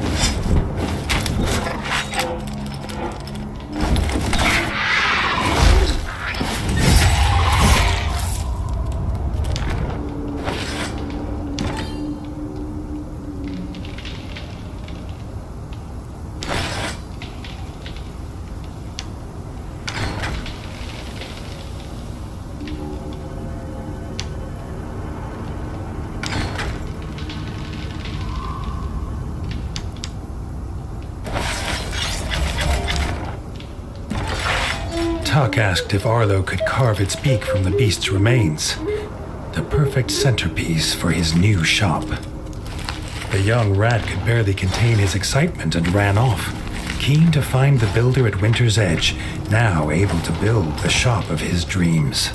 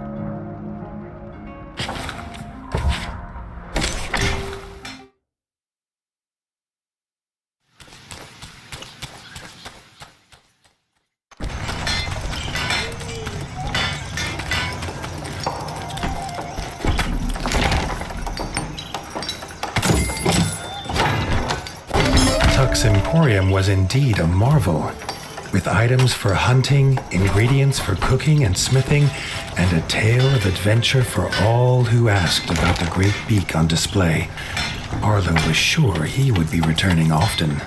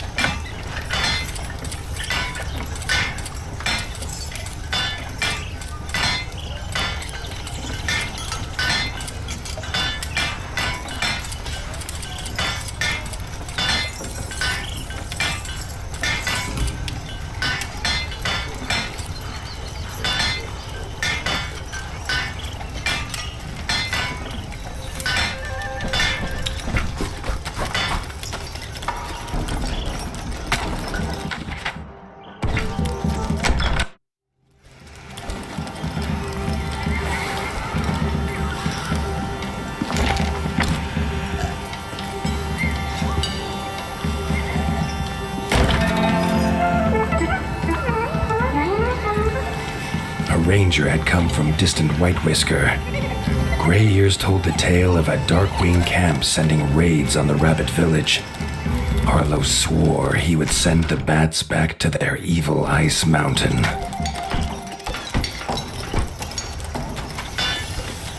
Before Arlo could set sail, he was stopped by Robin the Ranger. If Arlo planned to go north to fight the Darkwings, he was not going alone.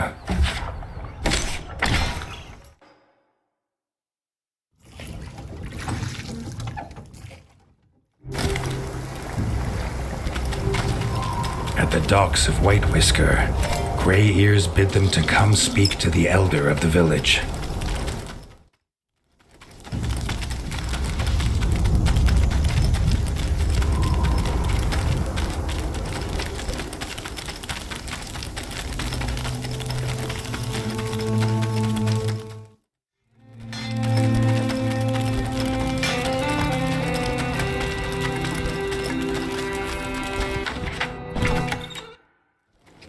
The rabbit's body was old and frail, but his mind was sharp. The Darkwings had made camp on Whisker's Peak.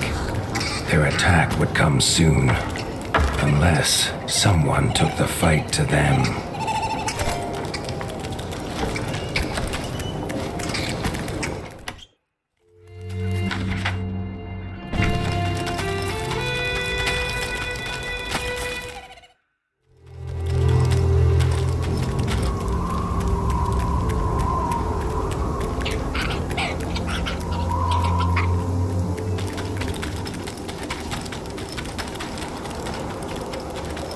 As the pair traveled towards the peaks at the edge of White Whisker, the Bat's ice castle slowly came into view.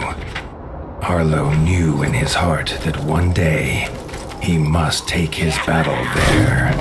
They had no choice but to fight their way to the camp leader. Defeating him would break the Bat's spirit.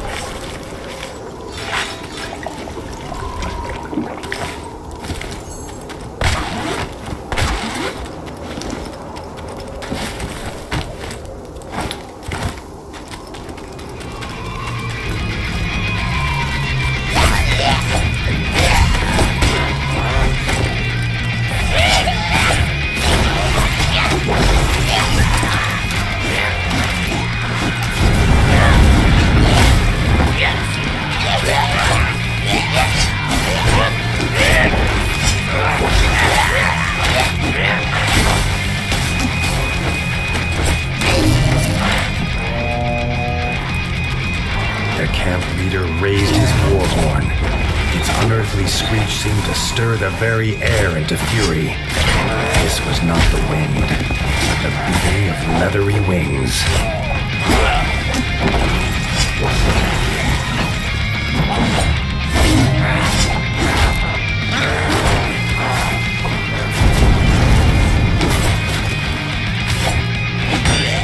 The camp leader was defeated, but they had to warn the rabbits.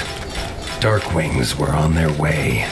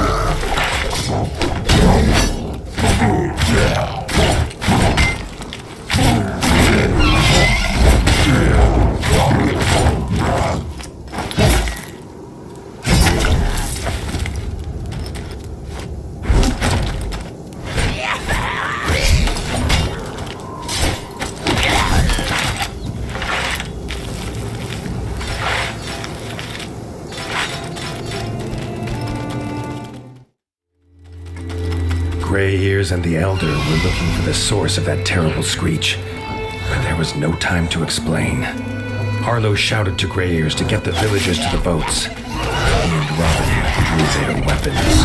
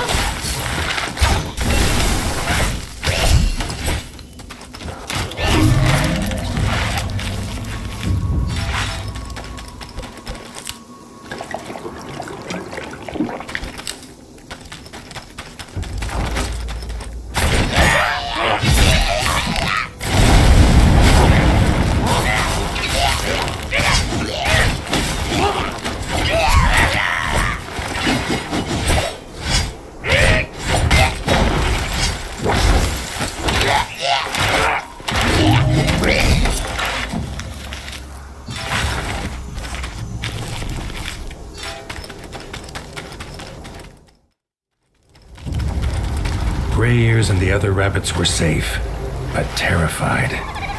Arlo offered them refuge and a warm welcome at Winter's Edge.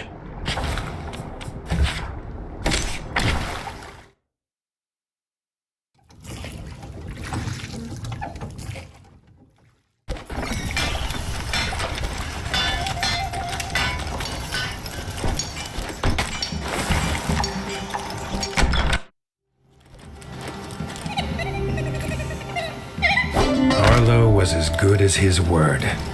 He welcomed the rabbits, proud to offer Winter's Edge as a new home for as long as they wished.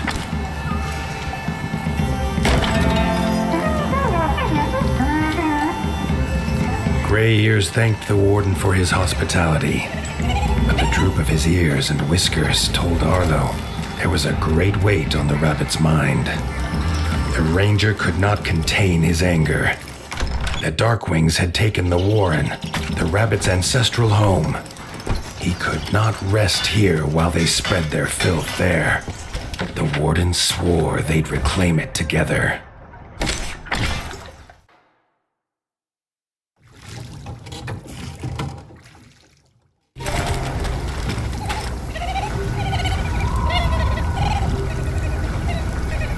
The ranger was fueled by his fury, barely pausing on their journey for food or rest. Arlo thought it almost matched his own. What once was a small village was now a foul Darkwing base, with all they needed to launch attacks all across the north.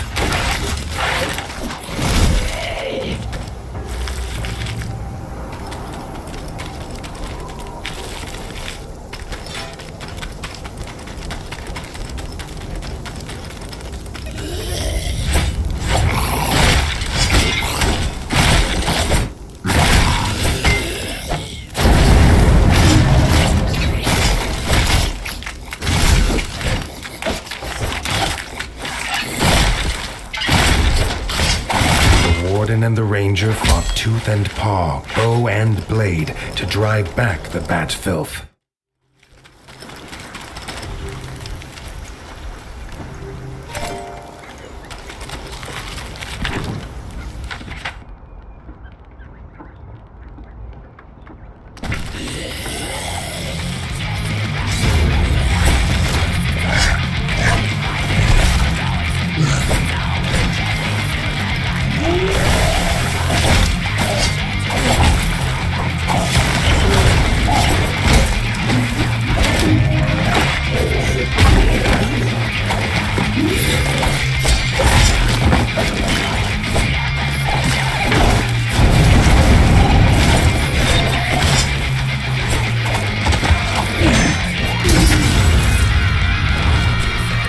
Kazak had sent one of his strongest generals, Necromancer Guraz. His defeat would rob the bats of a great weapon.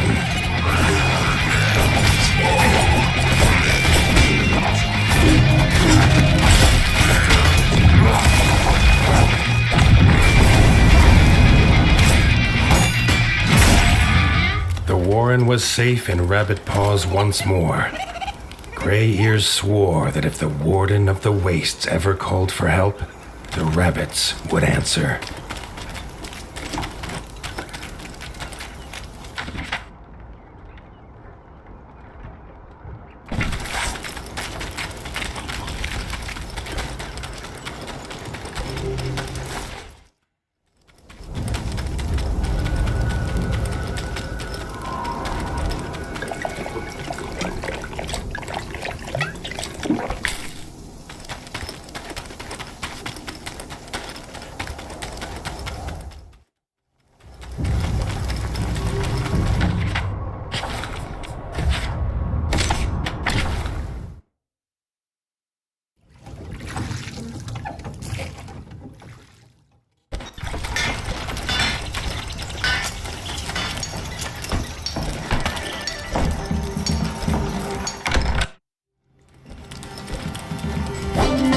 Edge, the rabbits celebrated that their homes were safe once more. They longed to feel the crunch of snow under paw.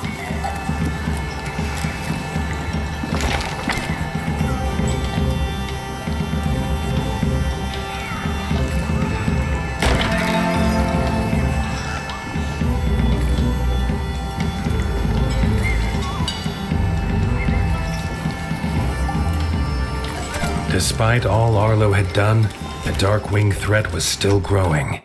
The North was running out of time. He told Leaf to call the War Council. Tomorrow they would make their plan.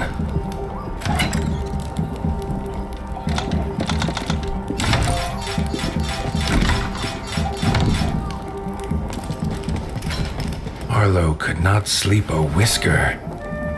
He wished more than anything that his father were here to tell him what to do.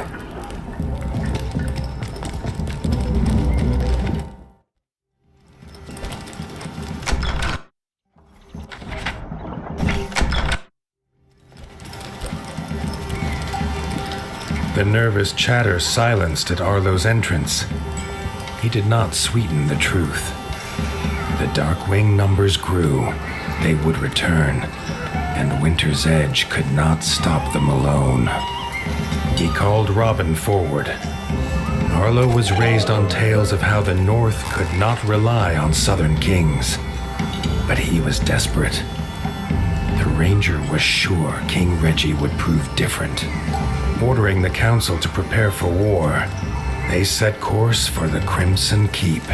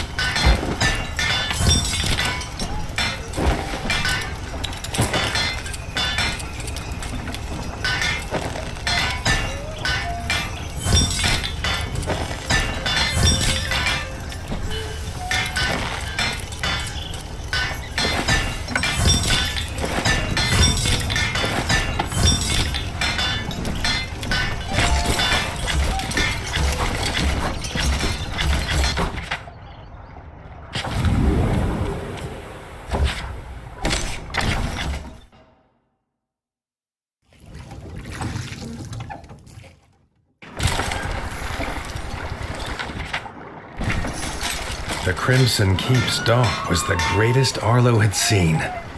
Robin explained it was built by master craftsmoles. He laughed, telling Arlo how Ratfolk believed their king paid them by fighting huge warrior moles in an underground arena.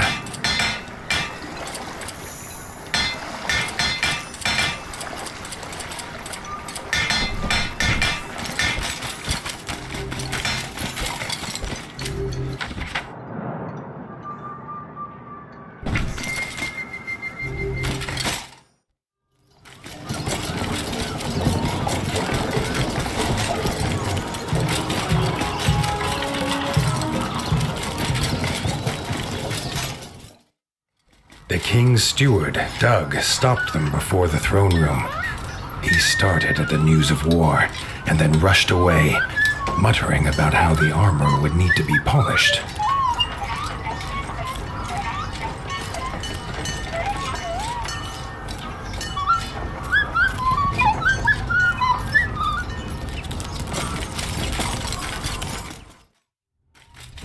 Dennis, the king's brother, was also curious to see this northerner.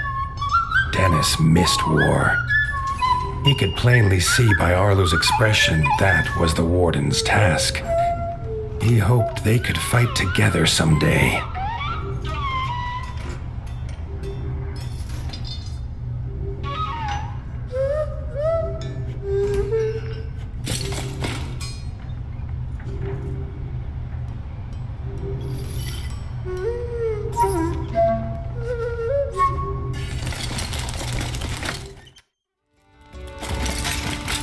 was nervous to meet this king. He hoped Reggie lived up to all he'd heard from Robin. He did not have to wait long. King Reggie was glad to see his old friend Robin was safe and bid him to tell his tale. Robin told of the death of his son by the ferocious Darkwings and begged the king prepare his forces to go north. Reggie was sad at the loss of Little John, but said that was not reason enough for the South to join a northern war. The king wished them well and turned to go. Arlo stepped forward, asking what the king would do when there was no Winter's Edge to shield the South. If they sent no help now, the Darkwings would not stop at their borders. Reggie listened to Arlo tell his tale. It brought back terrible memories of a father lost and a land left in ruin. A tale not unlike this young warden's. He held out his paw in friendship. King and warden, united, could stop any foe. The southern ratfolk would not simply leave the warmth of their homes for frozen lands they had never seen. A trial by combat would prove his worth. Arlo agreed. He would do whatever it took. News had spread swiftly. As Reggie led them to the tournament grounds, the streets were already full. Villagers craned their necks to see their warrior king and this strange northern challenger.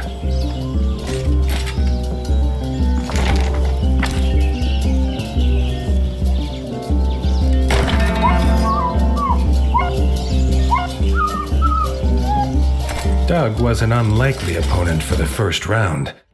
His small stature made it hard for him to wield a sword. But when it came to fighting for his king, Doug stood 10 paws tall.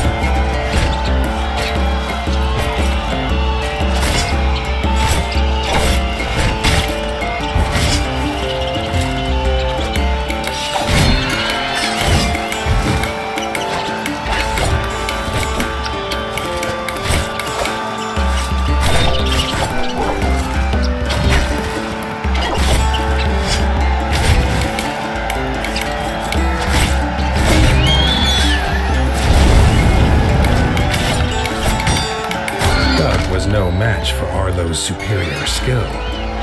Reggie could already see this would be a tournament that they would squeak of through the ages.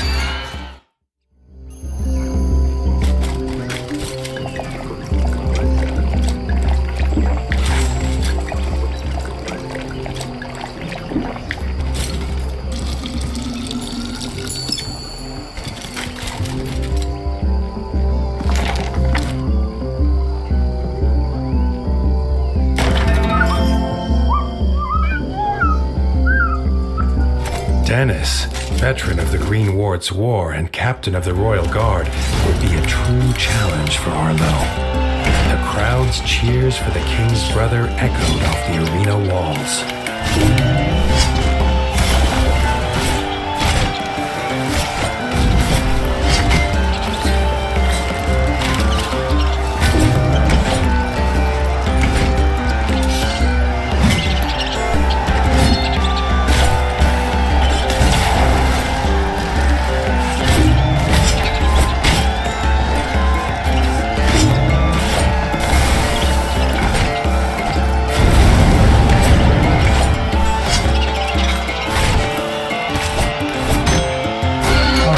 A veteran too, used to fighting monsters and Darkwings with ice under paw. Dennis did not compare. Now the crowd cheered for him.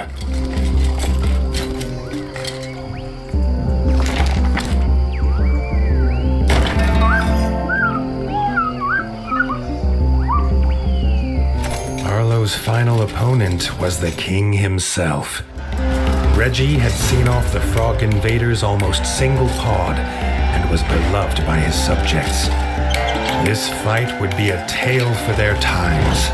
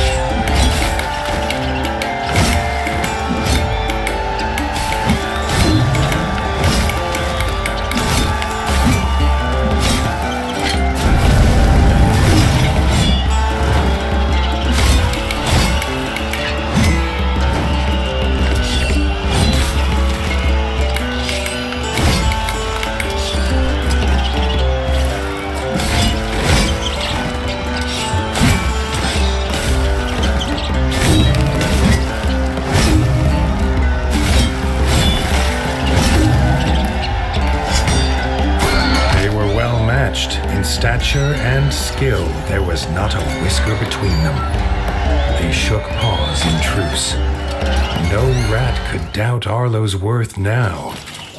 Reggie said to meet him by the docks. Together, they would wipe out the Dark Wings once and for all. Together, they would attack Mount Cauldron.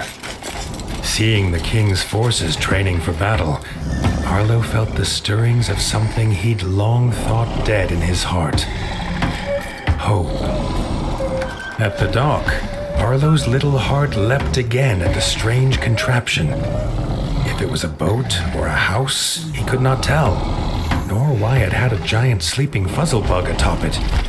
From inside emerged King Reggie. He was not alone. King Reggie introduced Bertle. Arlo felt something comforting in the turtle's presence. Bertle was proud to take the army to Mount Cauldron in his bug ship. They would make camp at Highland View, where Arlo could find them when his forces were ready. In a flap of its wings and a cloud of gas, the Fuzzlebug took King Reggie and his army north. Whatever tasks Arlo had to finish, now was the time.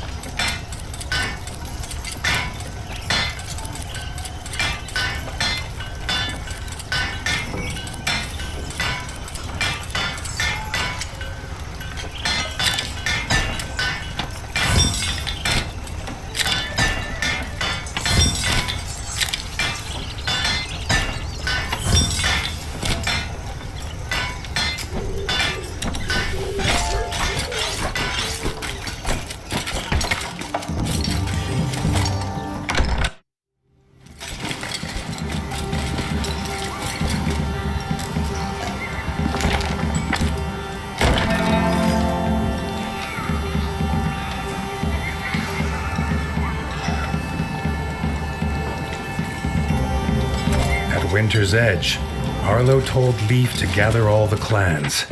Tomorrow, they would make their war.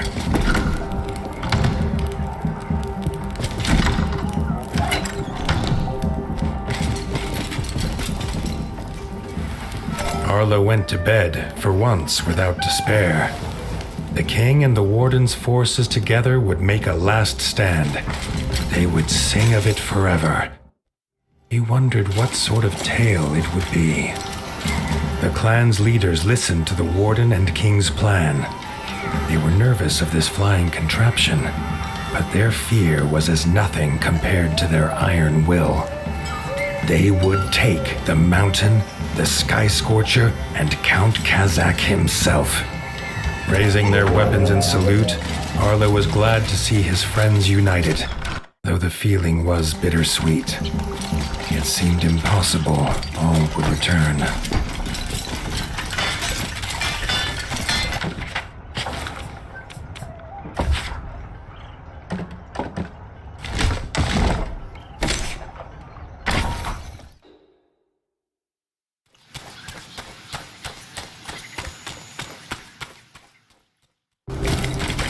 King Reggie's camp had creatures of every clan armed and ready to fight. At its heart, Ertl waited. Arlo felt again the sense of safety at the turtle and took it as a good omen. Ertl bellowed the order, and they felt the ground fall away. The ship lurched, as did the soldiers' stomachs. They held their nerve. Against the bats, they would need it.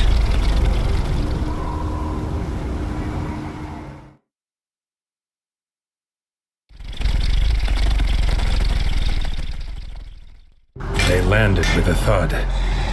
Arlo loved mountains, or had loved the thought of them in the great tales of far away. But this one he did not like at all. Its icy wind chilled more than his fur. They made hasty camp, readying themselves for the fight, keeping busy to stop the frost from biting.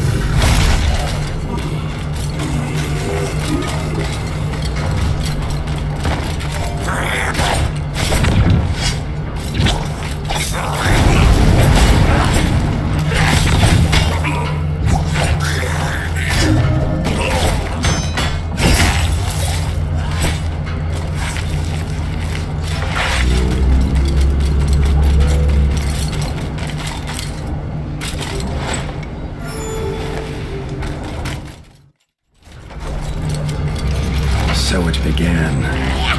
Side by side, the king and the warden hacked a path through the bats to the walls of Aldrin Castle. The way was shut, barred and guarded. Leathery wings beat all around. If they could not open the gate, it would be all for nothing.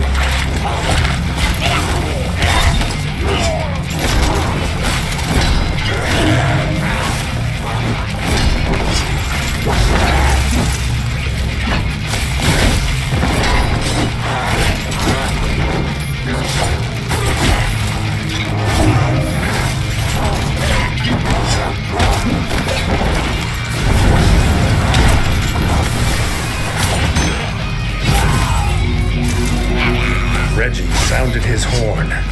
Out of the icy haze came Dennis, a barrel on his back, its fuse lit. The king had come prepared.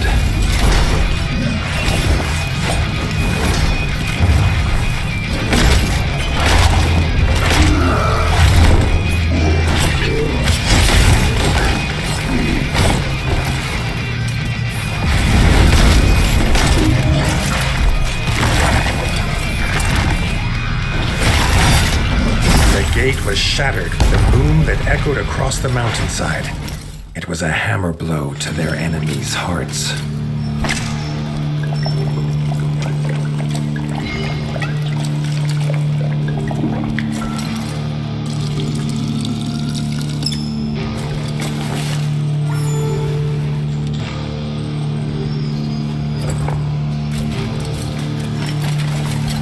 inside the castle, they found themselves in the chef's store.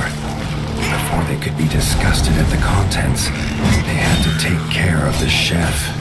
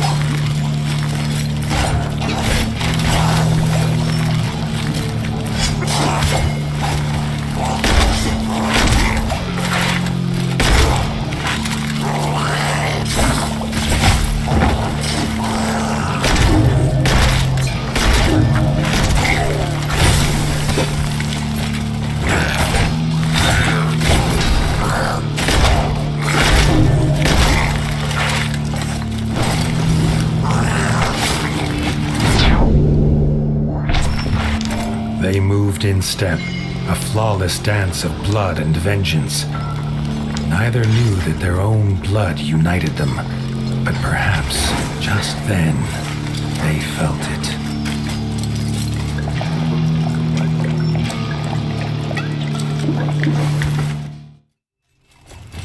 They stood together in fellowship, the clans of the Ratdom. Here they would make their final assault. Reggie raised his sword and issued the cry. Charge, army of the mighty Paw!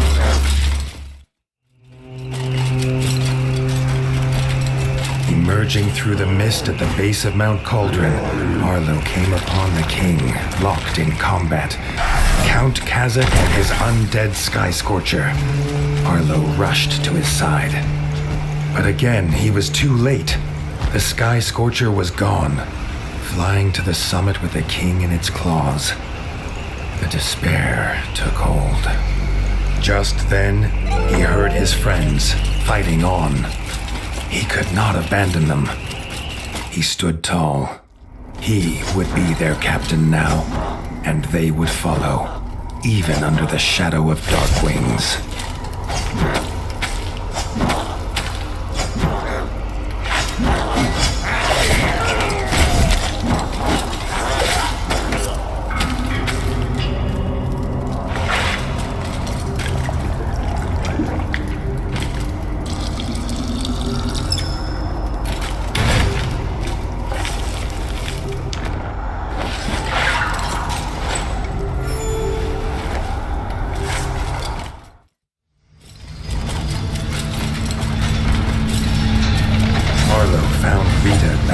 Darkwing Smith, but the Smith's mighty hammer soon overpowered her.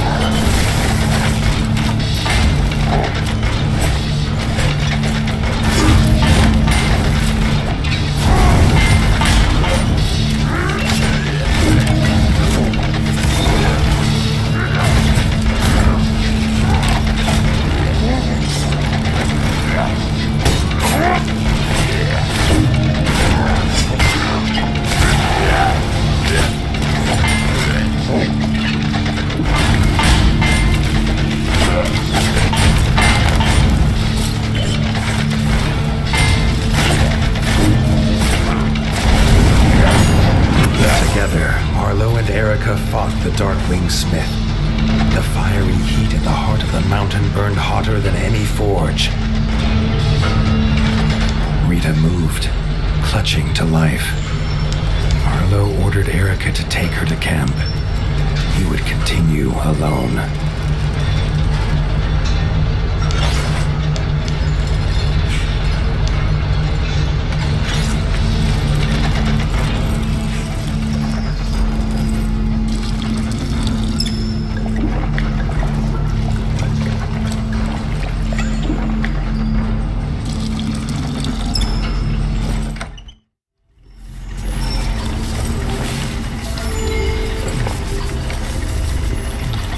His whiskers twitched and crackled. There was dark magic here. Sky scorchers in cages, abominations made by some spell.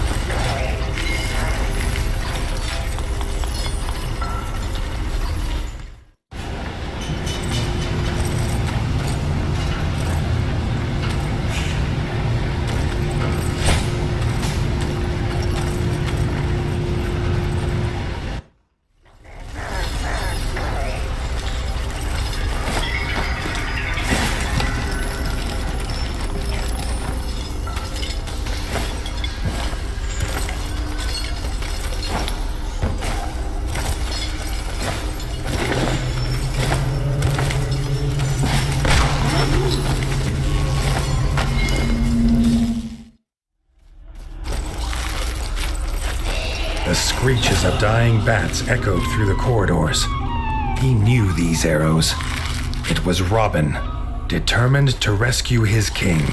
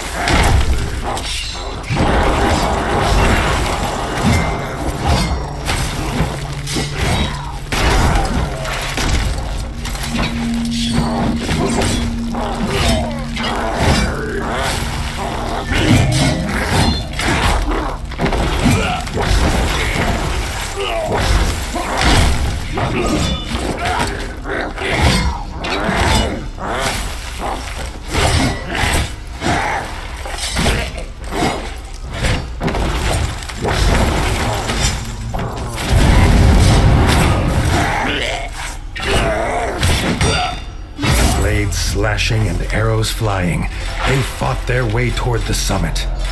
Would the king be alive when they got there?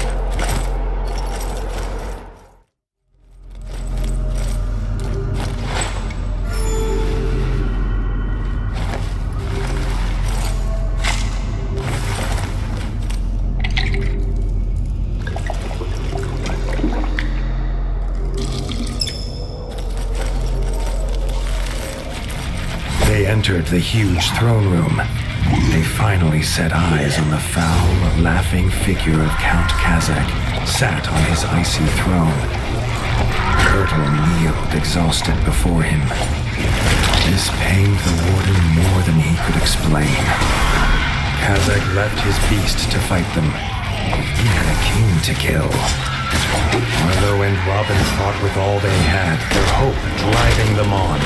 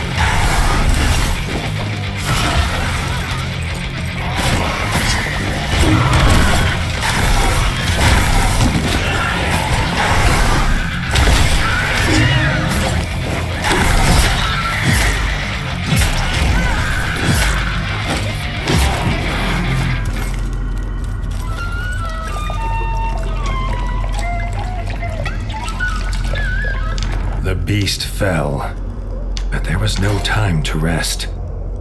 Leaving Robin to tend to Bertel, Arlo headed to the summit to find Reggie.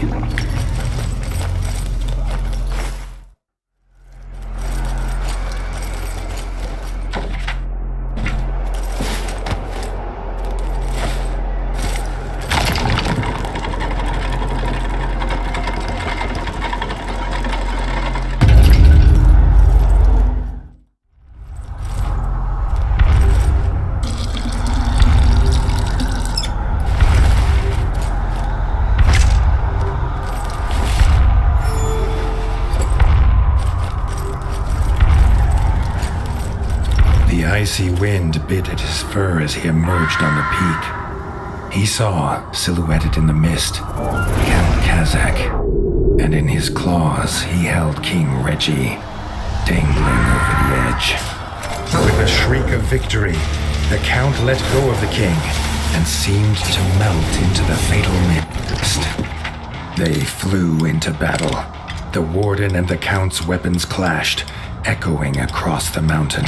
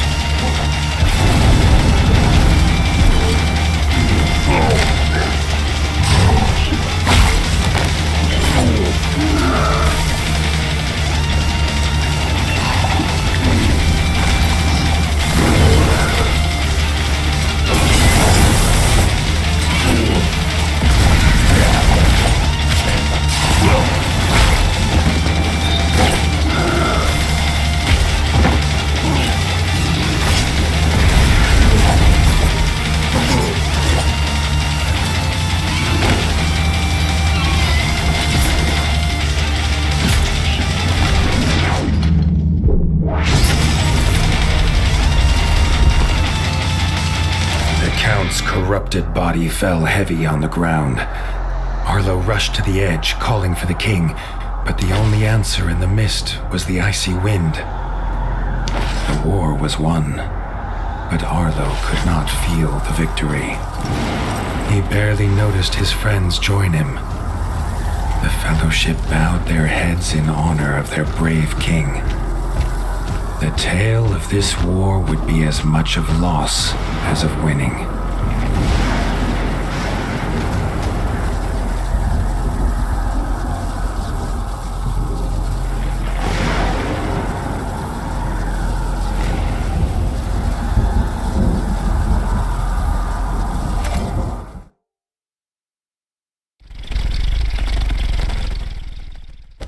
They returned to the Crimson Keep in near silence, each with their thoughts. There would be no victory parades.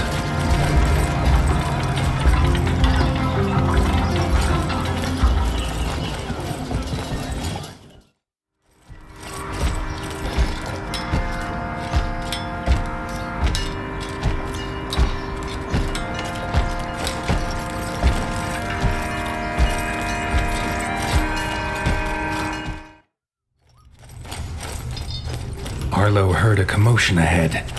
In the throne room were raised voices.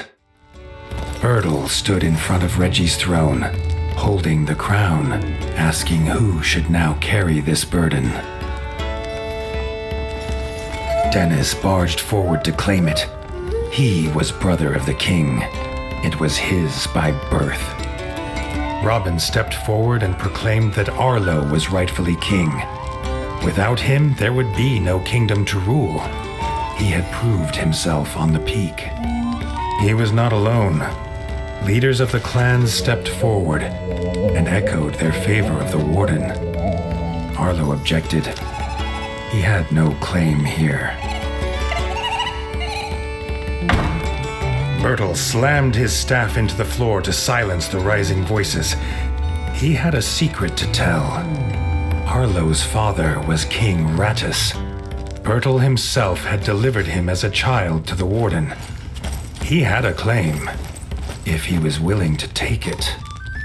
Arlo felt the truth of it, and the paw of destiny seemed to push him forward to take his place upon the throne. Bertel placed the crown upon his head. The weight of rule was his now.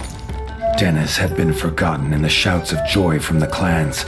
He raised his blade and swore vengeance. It was his birthright, and he would reclaim it from this usurper.